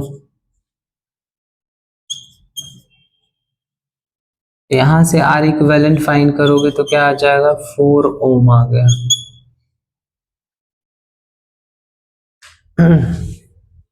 अगर मान लो 4 ओम बोलता है, 6 ओम से 3 ओम के 3 रेसिस्टेंस से 6 ओम ईच से आप कैसे 4 ओम रेसिस्टेंस ऑब्टेन करोगे, तो ये डायग्राम बनाएंगे और ये कैलकुलेशन ऐसे ही शो करेंगे, रीड्रॉ करेंगे। ठीक है, मैं आप लोग को टास्क दे रहा हूं, आप सेम क्वेश्चन एक करना, 3 रेसिस्टर्स ऑफ 9 ओम को कैसे कनेक्ट कर सकते हो, और उसमें मेन आपको आंसर को फोकस करना है। 13.5 ये बोर्ड में आया हुआ क्वेश्चन है। 13.5 ओम बनाने के लिए कैसे आप 3 रेसिस्टर्स ऑफ 9 ओम को कनेक्ट करोगे, तो अब सारे चारों फॉर्मेट बनाना और फिर जाके आप इसको हाईलाइट, इसको आंसर देखना है किस फॉर्मेट में आ रहा है। अगर सिर्फ यही क्वेश्चन है तो बाकी को हम रफ या फेयर में ही हम चारों कंडीशंस को देख सकते हैं और फिर हमारा आंसर अलग से राइट कर सकते हैं कि इस कनेक्शन में हमारा 13.5 ओम आ रहा है, तो इसको करना है, ये होमवर्क है।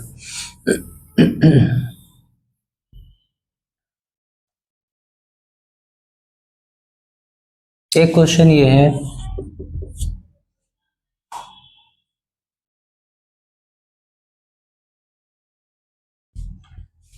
वायर ऑफ रेसिस्टेंस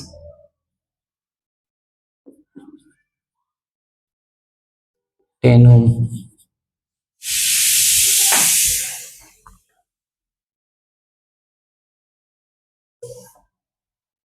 इसको क्या किया जा रहा है, ध्यान से देखो। 10 ओम रेसिस्टेंस का एक वायर है, इफ अगर लेंथ को डबल कर दिया जाए, लेंथ सेम मटेरियल है, चेंज नहीं हो रहा, मटेरियल चेंज है तो रेसिस्टिविटी चेंज नहीं होगा। Length of material, length of conductor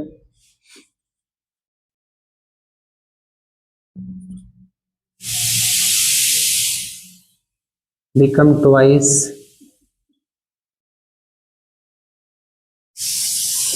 and resistance and cross section area, cross section doubled,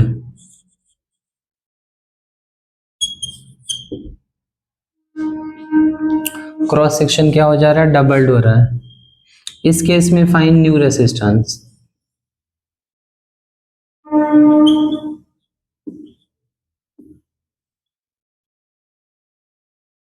करना कैसे है ध्यान से देखिए। सबसे पहले फॉर्मूला होता है, हमने डिराइव किया था R is equal to rho L by A. ये हमारा इंपॉर्टेंट फॉर्मूला है। अब इसकी वैल्यू 10 दे रखी है। अब R डैश जो फाइंड करेंगे, रेसिस्टिविटी सेम रहेगा क्योंकि मटेरियल चेंज नहीं हो रहा है। लेंथ डबल हो गया तो 2L हो गया। एरिया ऑफ क्रॉस सेक्शन जो है ये हाफ हो गया, ये ऊपर जाके मल्टीप्लाई होगा, ये ऐसे होगा रो 2L multiply A by 2, 2 by A, reciprocal होगा ना, डिवाइड हो रहा है तो ये ऐसे बन गया R is equal to R dash equal to 4 times rho L by A. और इसकी वैल्यू कितनी दे रखी है 10, तो 4 इंटू 10 कितना हो जाएगा 40 ओम हो जाएगा हमारा, ये रिक्वायर्ड आंसर होगा।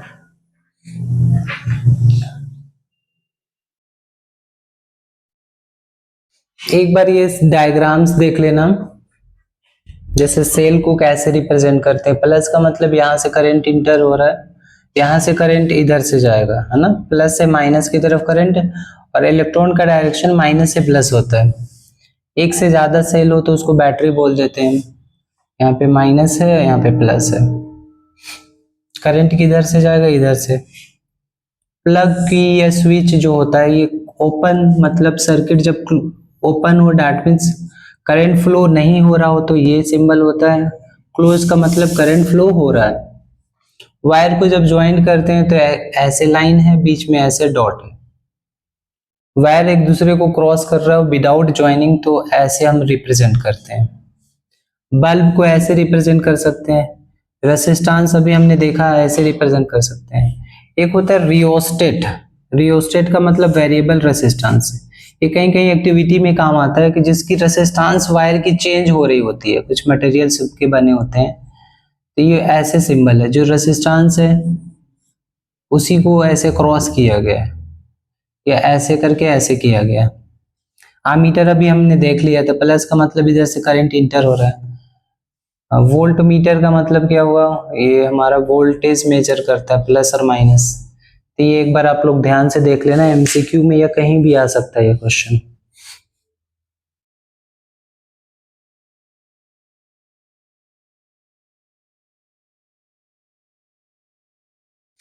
अब एक इम्पोर्टेंट क्वेश्चन है यहाँ पे, an electric refrigerator rated 400 watt operates 8 hours daily. What is the cost of energy to operate it for 30 days at 3 per kilowatt hour? मतलब ये प्राइस दे रखी है। तो सबसे पहले हम क्या निकालेंगे, किलो वाट आवर। तो पहले वाट आवर निकालने के लिए क्या करोगे, वाट आवर निकालने के लिए क्या करोगे, सबसे पहले वाट है 400, उसको 8 से मल्टीप्लाई किया तो एक दिन का निकल गया वाट आवर। 30 से मल्टीप्लाई किया तो 30 डेज का वाट आवर आ गया। ये क्या आ गया, वाट आवर। ये हमारे वाट आवर है, ये एनर्जी हम निकाल रहे हैं, ठीक है। और ये मल्टीप्लाई होगा 4 8 जो 32 इंटू 3, 96 पे कितने जीरो, 3 जीरो, ये वाट आवर आ गया। और एनर्जी तो किस में हम निकालते हैं, किलो वाट आवर में, तो इसको हम 1000 से डिवाइड कर देंगे तो ये किलो वाट आवर में आ जाएगा, किलो वाट आवर। 30 से 30 कट गया तो 96 किलो वाट आवर आ गया। और 1 किलो वाट आवर की प्राइस दे रखी है 3 रुपीज, तो कितना हो जाएगा 96। कॉस्ट जो आएगा आपका 96 इंटू 3 6 288 रुपीज आपका क्या आ जाएगा, कॉस्ट आ जाएगा। इसमें ऐसे ही करने कि सबसे पहले वाट को मल्टीप्लाई कर देने पर डे को, फिर 30 डेज है तो उतना 30 डेज से मल्टीप्लाई करके वाट आवर आ जाएगा। और फिर उसको हम चेंज कर देंगे किलोवाट आवर में और फिर कॉस से मल्टीप्लाई कर देंगे। ये क्वेश्चन है 4 ohm resistor double on it find the new resistor. Double on it का मतलब जैसे एक वायर है उसको फोल्ड कर दिया, हाफ कर दिया, ये इतना बड़ा वायर है और इसको फोल्ड करके हाफ कर दिया तो थोड़ा सा मोटा हो जाएगा। तो क्या हो जाएगा ध्यान से देखो, जैसे R is equal to rho L by A formula होता है, इसकी वैल्यू 4 ओम ले लो और ये फर्स्ट इक्वेशन हो गया। उसके बाद जो R डैश निकाल रहे हैं न्यू रेसिस्टर, उसमें क्या हो रहा है चीजें, तो जो लेंथ है वो हाफ हो जाएगा, है ना, लेंथ हाफ हो जाएगा क्योंकि डबल ऑन इट किया जा रहा है, और जो एरिया होगा वो डबल हो जाएगा। जो न्यू रेसिस्टेंस फाइंड करेंगे रो एल की वैल्यू एल बाई टू और इसकी वैल्यू 2a, तो ये रेसिप्रोकल होगा ना, इसके नीचे 1 है, तो रो L by two multiply 1/2a, तो ये हो जाएगा 1/4 रो एल बाई ए, इसकी वैल्यू 4 आ चुकी है, तो 1/4 इंटू ये गिवन है हमारा 4 ओम, 4 से 4 कैंसिल हो गया, तो जो न्यू रेसिस्टेंस आएगा वो 1 ओम आएगा।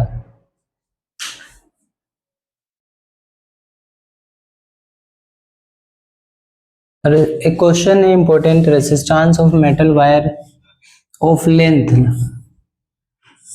उसकी वायर की लेंथ दे रखी है 1 मीटर, इसका जो डायमीटर है वो गिवन है 0.3 mm। mm को मीटर में चेंज करने के लिए 10,000 से डिवाइड करने पड़ते हैं, ये आप क्या करो 10⁻³ से मल्टीप्लाई कर लो, तो ये डायमीटर आ गया। और हमें फाइंड करना है रेसिस्टिविटी, तो R is equal to rho L by A होता है, तो यहाँ से रेसिस्टिविटी फाइंड करोगे तो R मल्टीप्लाई ए अपॉन एल, मतलब हमें एरिया ऑफ क्रॉस सेक्शन भी चाहिए, लेंथ तो पता ही है, और हमें क्या चाहिए, रेसिस्टेंस भी गिवन है, तो एरिया ऑफ क्रॉस सेक्शन ये सर्कुलर होता है, तो एरिया हो जाएगा πr², तो इसकी रेडियस कितनी होगी, इसको 2 से डिवाइड करेंगे तो 0.15 हो जाएगा इंटू 10⁻³ पाई की वैल्यू 3.14 पुट करेंगे, कैलकुलेशन इजी के लिए, कुछ कैंसिल तो हो नहीं रहा है, 0.15 इंटू 10⁻³ का होल स्क्वायर, इसको 3.14 होगा, इसका हो जाएगा 0.0225 और इसका होगा 10⁻⁻6। इसको एक बार कैलकुलेट करोगे तो क्या आएगा, कैलकुलेट करो आप लोग, एरिया क्या आ गया,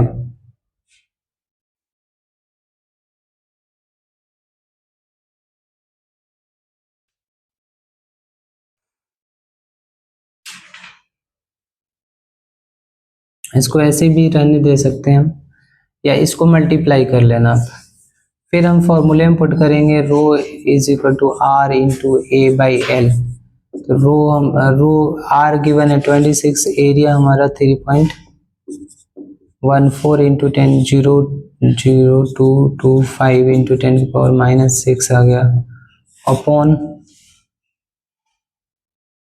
लेंथ ऑफ वायर कितना है 1 है। इसकी रेसिस्टिविटी जब कैलकुलेट करोगे, एनसीईआरटी के एग्जाम्पल है तो आपको आंसर भी याद ही होना चाहिए, 1.84 इंटू 10⁻⁻8, यूनिट क्या होगा तो ओम मीटर। अब हम कुछ बैक एक्सरसाइज के क्वेश्चन डिस्कस कर लेंगे।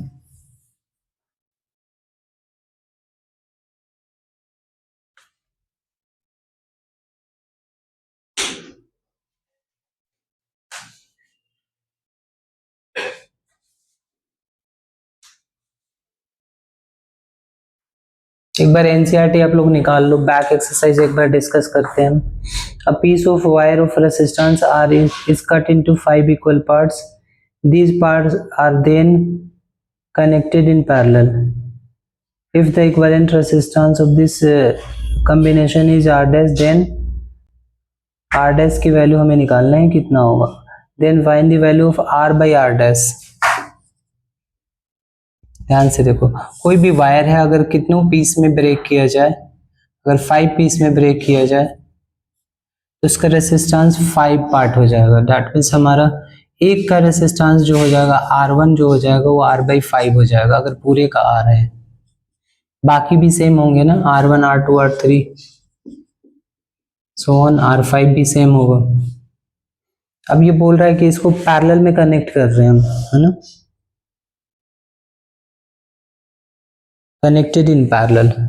तो इसका इक्विवेलेंट रेसिस्टेंस क्या आएगा, फॉर्मूला क्या होता है, 1/R equivalent equal to 1/R1 plus 1/R2, ऐसे 5 रेसिस्टेंस हो जाएगा। ये 1/दिस है, दैट मीन्स ये रेसिप्रोकल हो जाता है, 5/R 5/R, ऐसे ही 5/R हो जाएगा। 5 टाइम्स ऐड होगा तो ये 25/R हो जाएगा।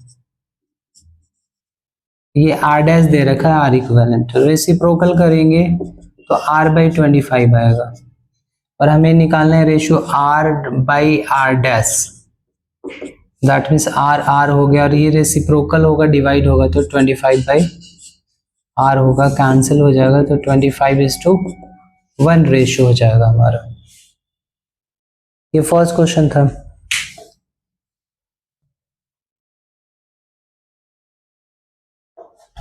Second, which of the following terms does not represent electrical power. Electrical power का हमने फॉर्मूला पढ़ा था, एक तो पढ़ा था VI, एक पढ़ा था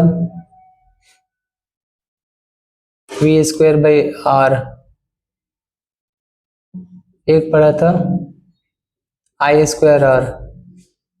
तो I²R रिजेक्ट हो जाएगा, IR² नहीं होगा, बाकी VI भी है और V²/R भी है। दैट मीन्स इसका बी ऑप्शन करेक्ट होगा हमारा।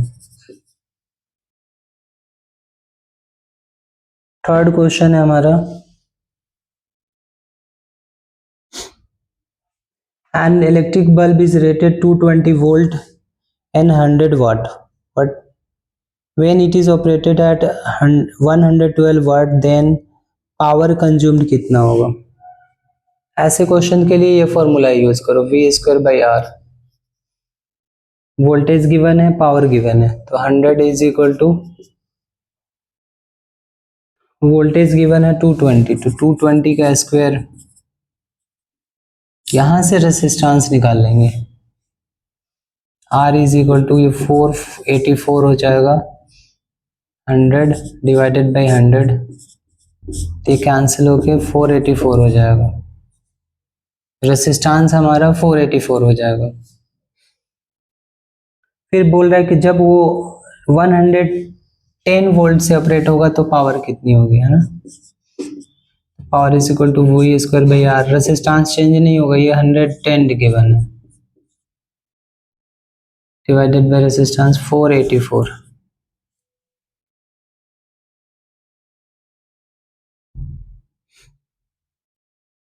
कैंसिल होगा, 121 4 जा होगा, ये 10 10 ये 4, फिर 100/4 25 वाट आ जाएगा हमारा।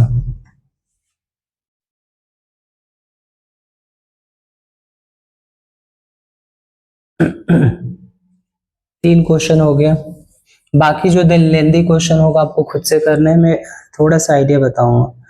फोर्थ है, two conducting wires of the same material of equal length and equal diameters. Equal length है, इक्वल डायमीटर्स है, दैट मीन्स रेसिस्टेंस चेंज नहीं होगा। Are first connected in series then in parallel,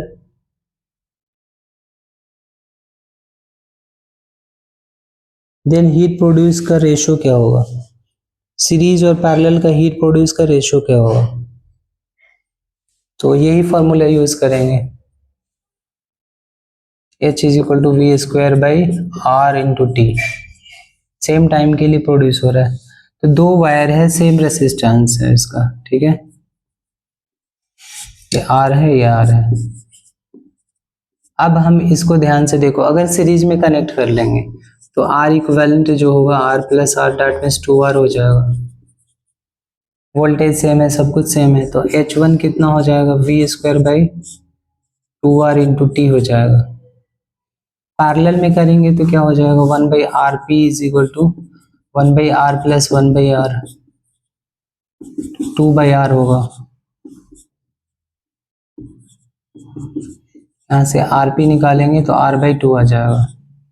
यहाँ से पावर, यहाँ पे heat निकालेंगे तो क्या हो जाएगा, V²/R, R हमारा R/2 है इंटू टी, तो ये 2 ऊपर चला जाएगा और रेसिप्रोकल होके तो 2V²/RT हो गया। अब दोनों को डिवाइड करना है, हमारा H1/H2 निकालने हैं। सीरीज टू पैरेलल है ना हमारा, फर्स्ट कनेक्टेड इन सीरीज, तो ये हो गया V²/2R इंटू टी, और ये रेसिप्रोकल हो जाएगा, R ऊपर चला जाएगा और ये बाकी चीजें नीचे आ जाएंगी। T से T कैंसिल, V² से V कैंसिल, R से R कैंसिल, और ये 2 जो 4, तो 1:4 हो जाएगा हमारा रिक्वायर्ड आंसर।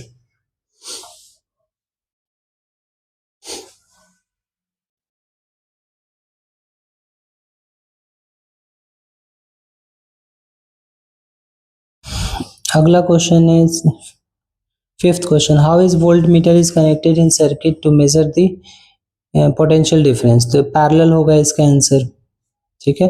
5th पैरेलल हो जाएगा। 6th जो है, कॉपर वायर हैज डायमीटर इतना, रेसिस्टिविटी भी गिवन है और हमें लेंथ ऑफ द वायर निकालना है, इसमें सब कुछ गिवन है, रेसिस्टेंस भी गिवन है। तो मैं इसमें आइडिया बता दे रहा हूँ, आप लोग को करना है। लेंथ हमें निकालना है और इसमें डायमीटर गिवन है, डायमीटर गिवन है 0.5 mm। तो अभी मैंने बताया था, इसको मीटर में चेंज कर लो, 10⁻³ से मल्टीप्लाई करके फिर रेडियस आ जाएगा 0.25 इंटू 10⁻³ फिर area of cross section find करोगे, πr² हो जाएगा 3.14। इसको कैलकुलेटर से करके ना अभी याद कर लो एग्जाम के लिए, फिर अच्छी कैलकुलेशन होगी तब कर पाओगे, इसको सीखने पड़ेंगे। इसका स्क्वायर होगा, इसकी पावर -6 हो जाएगा, इसका अप्रोक्सीमेटली कुछ भी एरिया आएगा। फिर हम फॉर्मूला लगाएंगे, R is equal to ρL/A, सब कुछ गिवन है, R भी गिवन है, रो भी गिवन है, A भी गिवन है, यहाँ से लेंथ आ जाएगा जो अप्रोक्सीमेटली 122 के आसपास मीटर के आसपास आएगा। एक बार आप खुद से करना है, ये कैलकुलेशन स्ट्रॉन्ग करना है, ठीक है। कंसेप्ट में बताऊंगा, कैलकुलेशन भी करूंगा तो 5 घंटे 6 घंटे की वीडियो हो जाएगा। VI ग्राफ को प्लॉट करना है तो हमें V को यहाँ पे रखना है, वोल्टेज को यहाँ करंट रखना है। जनरली ये क्या होगा, ऐसे होगा। इसके स्लोप पूछा जाएगा, कैसे निकालेंगे स्लोप, V2 माइनस स्लोप जो होगा रेसिस्टेंस होगा, तो V2 minus V1 upon I2 minus I1 होगा। 6th हो जाएगा, ग्राफ बनाना है। अगला है, when 12 volt battery is connected across the unknown resistor, then there is a current of 2.5 milliampere, find the value of resistance। V is equal to RI लगाने हैं, बस milli ampere को चेंज कर लेना, हो जाएगा।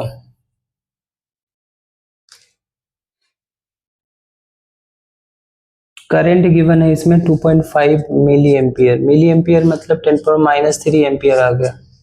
सब कुछ गिवन है, वोल्टेज गिवन है और हमें निकालने हैं वैल्यू ऑफ रेसिस्टेंस। वोल्टेज भी गिवन है 12 वोल्ट और V is equal to RI लगा के हम रेसिस्टेंस निकालते हैं, V/I। यहाँ पे वैल्यू पुट करके सिंपली आ जाएगा 2.5 इंटू 10⁻³ यहाँ से कैलकुलेशन आपको खुद से ही करने पड़ेंगे, ठीक है। ध्यान रहे, कैलकुलेशन खुद से स्ट्रॉन्ग बनाने हैं आपको। इसे डिवाइड करके 24 को 4 से डिवाइड करो, आंसर आ जाएगा। Question number 9, a battery of 9 volt is connected in series with इतना एंड इतना resistor respectively, how much current will flow through 12 volt.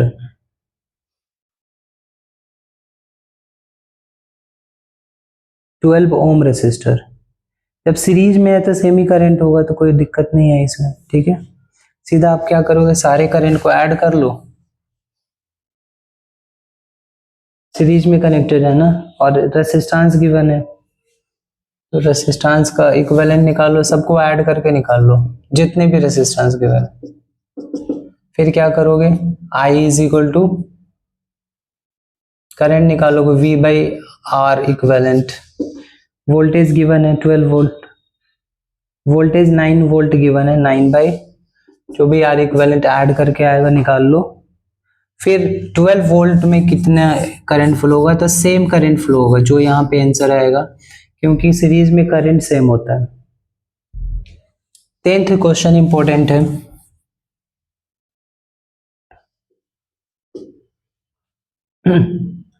How many 176 resistors in parallel be required to carry a 5 ampere on 220 line? 220 line है और 5 ampere current चाहिए, तो कितना हो जाएगा, 5 4 जा 5 4 जा, दैट मीन्स 44 वोल्ट चाहिए। 44 ये क्या डिवाइड किया आपने,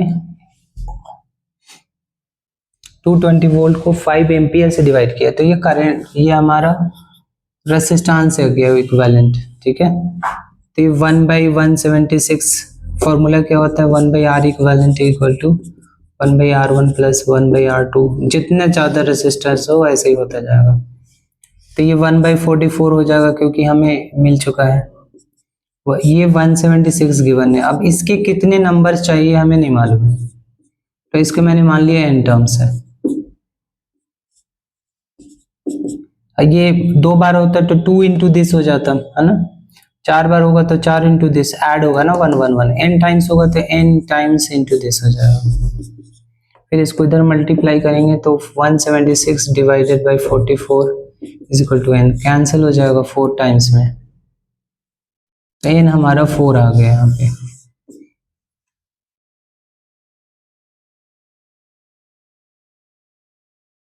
इलेवेंथ मैंने डिस्कस कर लिया है, आप लोग खुद से करना।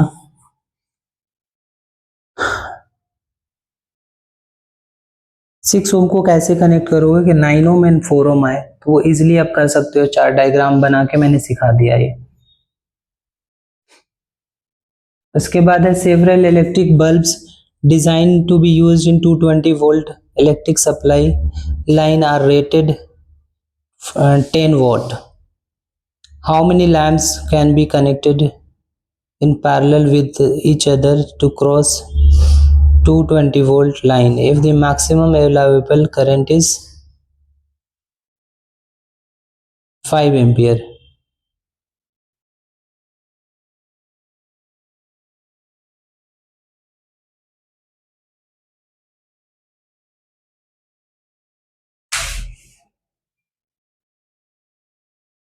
ट्वेल्थ क्वेश्चन में पावर 10 ओम गिवन है, तो VA फॉर्मूला यूज करो, 10 इज इक्वल टू 220 वोल्ट है डिवाइडेड बाई R, यहाँ से R आ जाएगा, ठीक है। तो R इज इक्वल टू क्या हो जाएगा 484 0।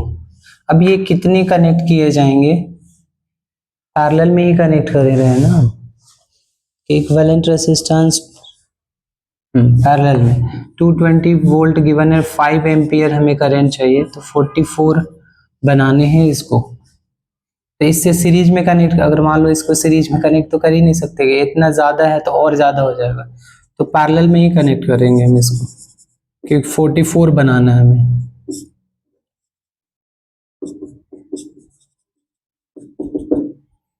तो ये हो गया 1/44, 1/484 प्लस बाई 1/484, पिछले क्वेश्चन की तरह ही है, बस पावर दे रखा था, n टाइम्स हो गया, ये सेम हो जाएगा n times 1/484 0 is equal to 1/44, ये इधर मल्टीप्लाई हो जाएगा,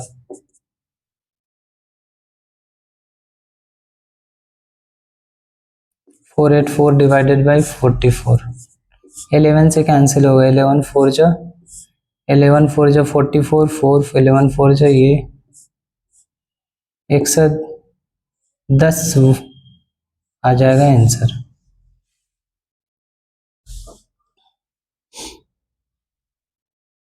कंपेयर करने 14 नंबर खुद से ट्राई करो आप। Compare the power used in two resistors in which the following 6 volt battery in series and 1 ohm 2 ohm resistors। Series में कनेक्ट करके फिर फॉर्मूला लगा दो V²/R। ठीक है, ये आप खुद से करना, इजी क्वेश्चन है। 13 नंबर क्वेश्चन नंबर 15 में कराने जा रहा हूँ।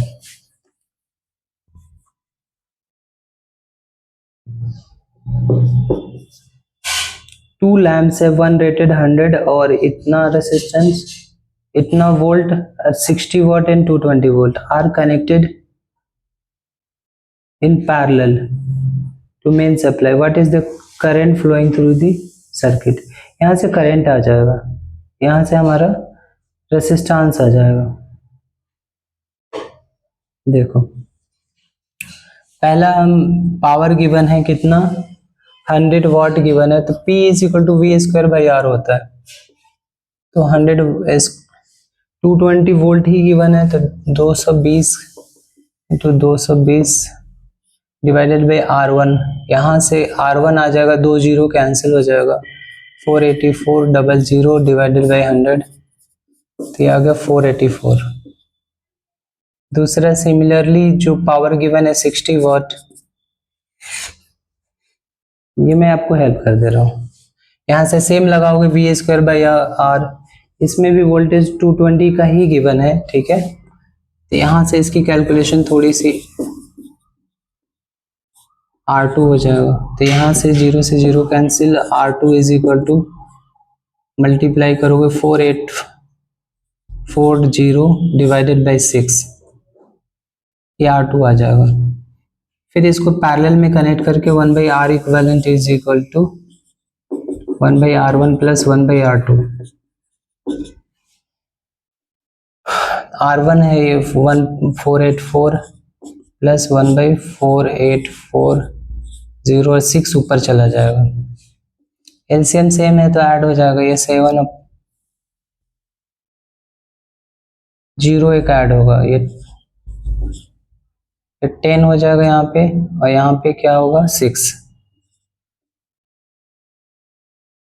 16/4840, और ये 1/R इक्विवेलेंट है, तो R इक्विवेलेंट कैसे निकालोगे, रेसिप्रोकल कर दोगे। 4840/16, इसको कैलकुलेट करके V = IR लगाओगे। यहाँ से वोल्टेज गिवन है और हमें यहाँ से फाइंड करने करंट, ये खुद से करोगे।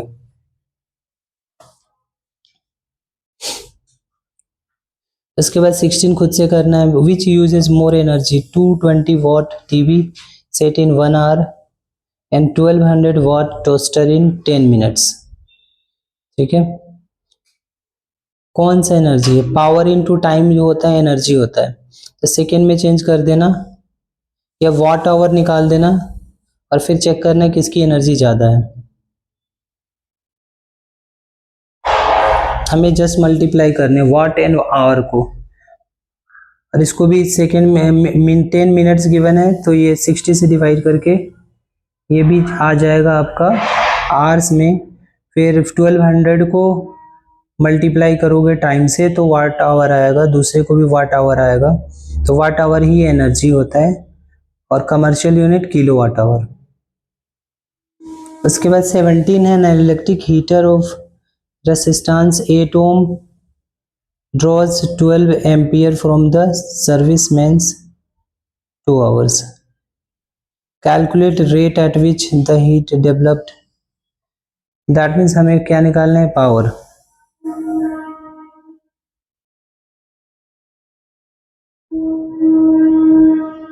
तो सब कुछ गिवन है ना यहाँ पे।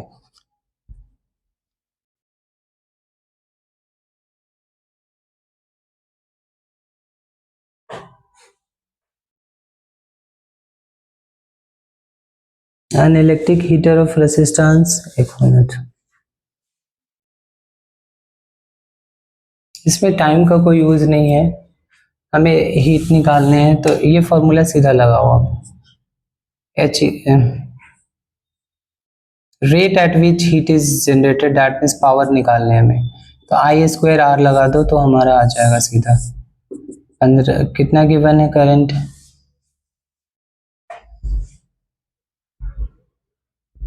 15 एम्पियर करंट है, 8 ओम रेजिस्टेंस है, 15 स्क्वायर इंटू 8, इसको कैलकुलेट करो और ये वाट में हमारा आंसर आ जाएगा। उसके बाद कुछ रीजनिंग बेस्ड क्वेश्चन है तो मैं बता दे रहा हूँ, आप राइट करो।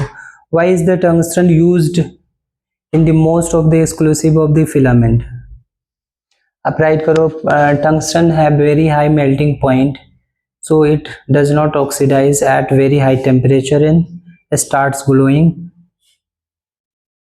without breaking.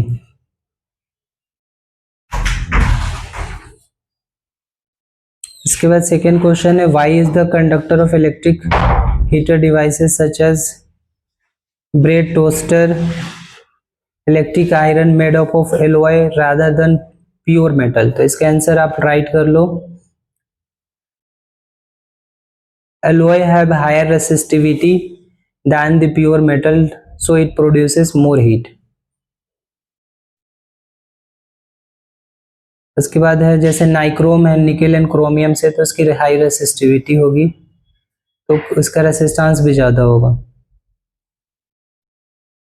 Y is the series arrangement is not preferred in domestic circuit, इसके 4-5 पॉइंट मैं बता रहा हूँ, राइट करो। पहला पॉइंट ये है कि different devices have different energy requirement which is only possible in parallel combination, not in series combination, because current is same in series combination and AC and bulb have not same energy requirement। दूसरा ये हो जाएगा breakage of any point in the circuit stop the working of other devices। Third ये होगा कि equivalent resistance in series combination is higher, so energy is lost in the form of heat।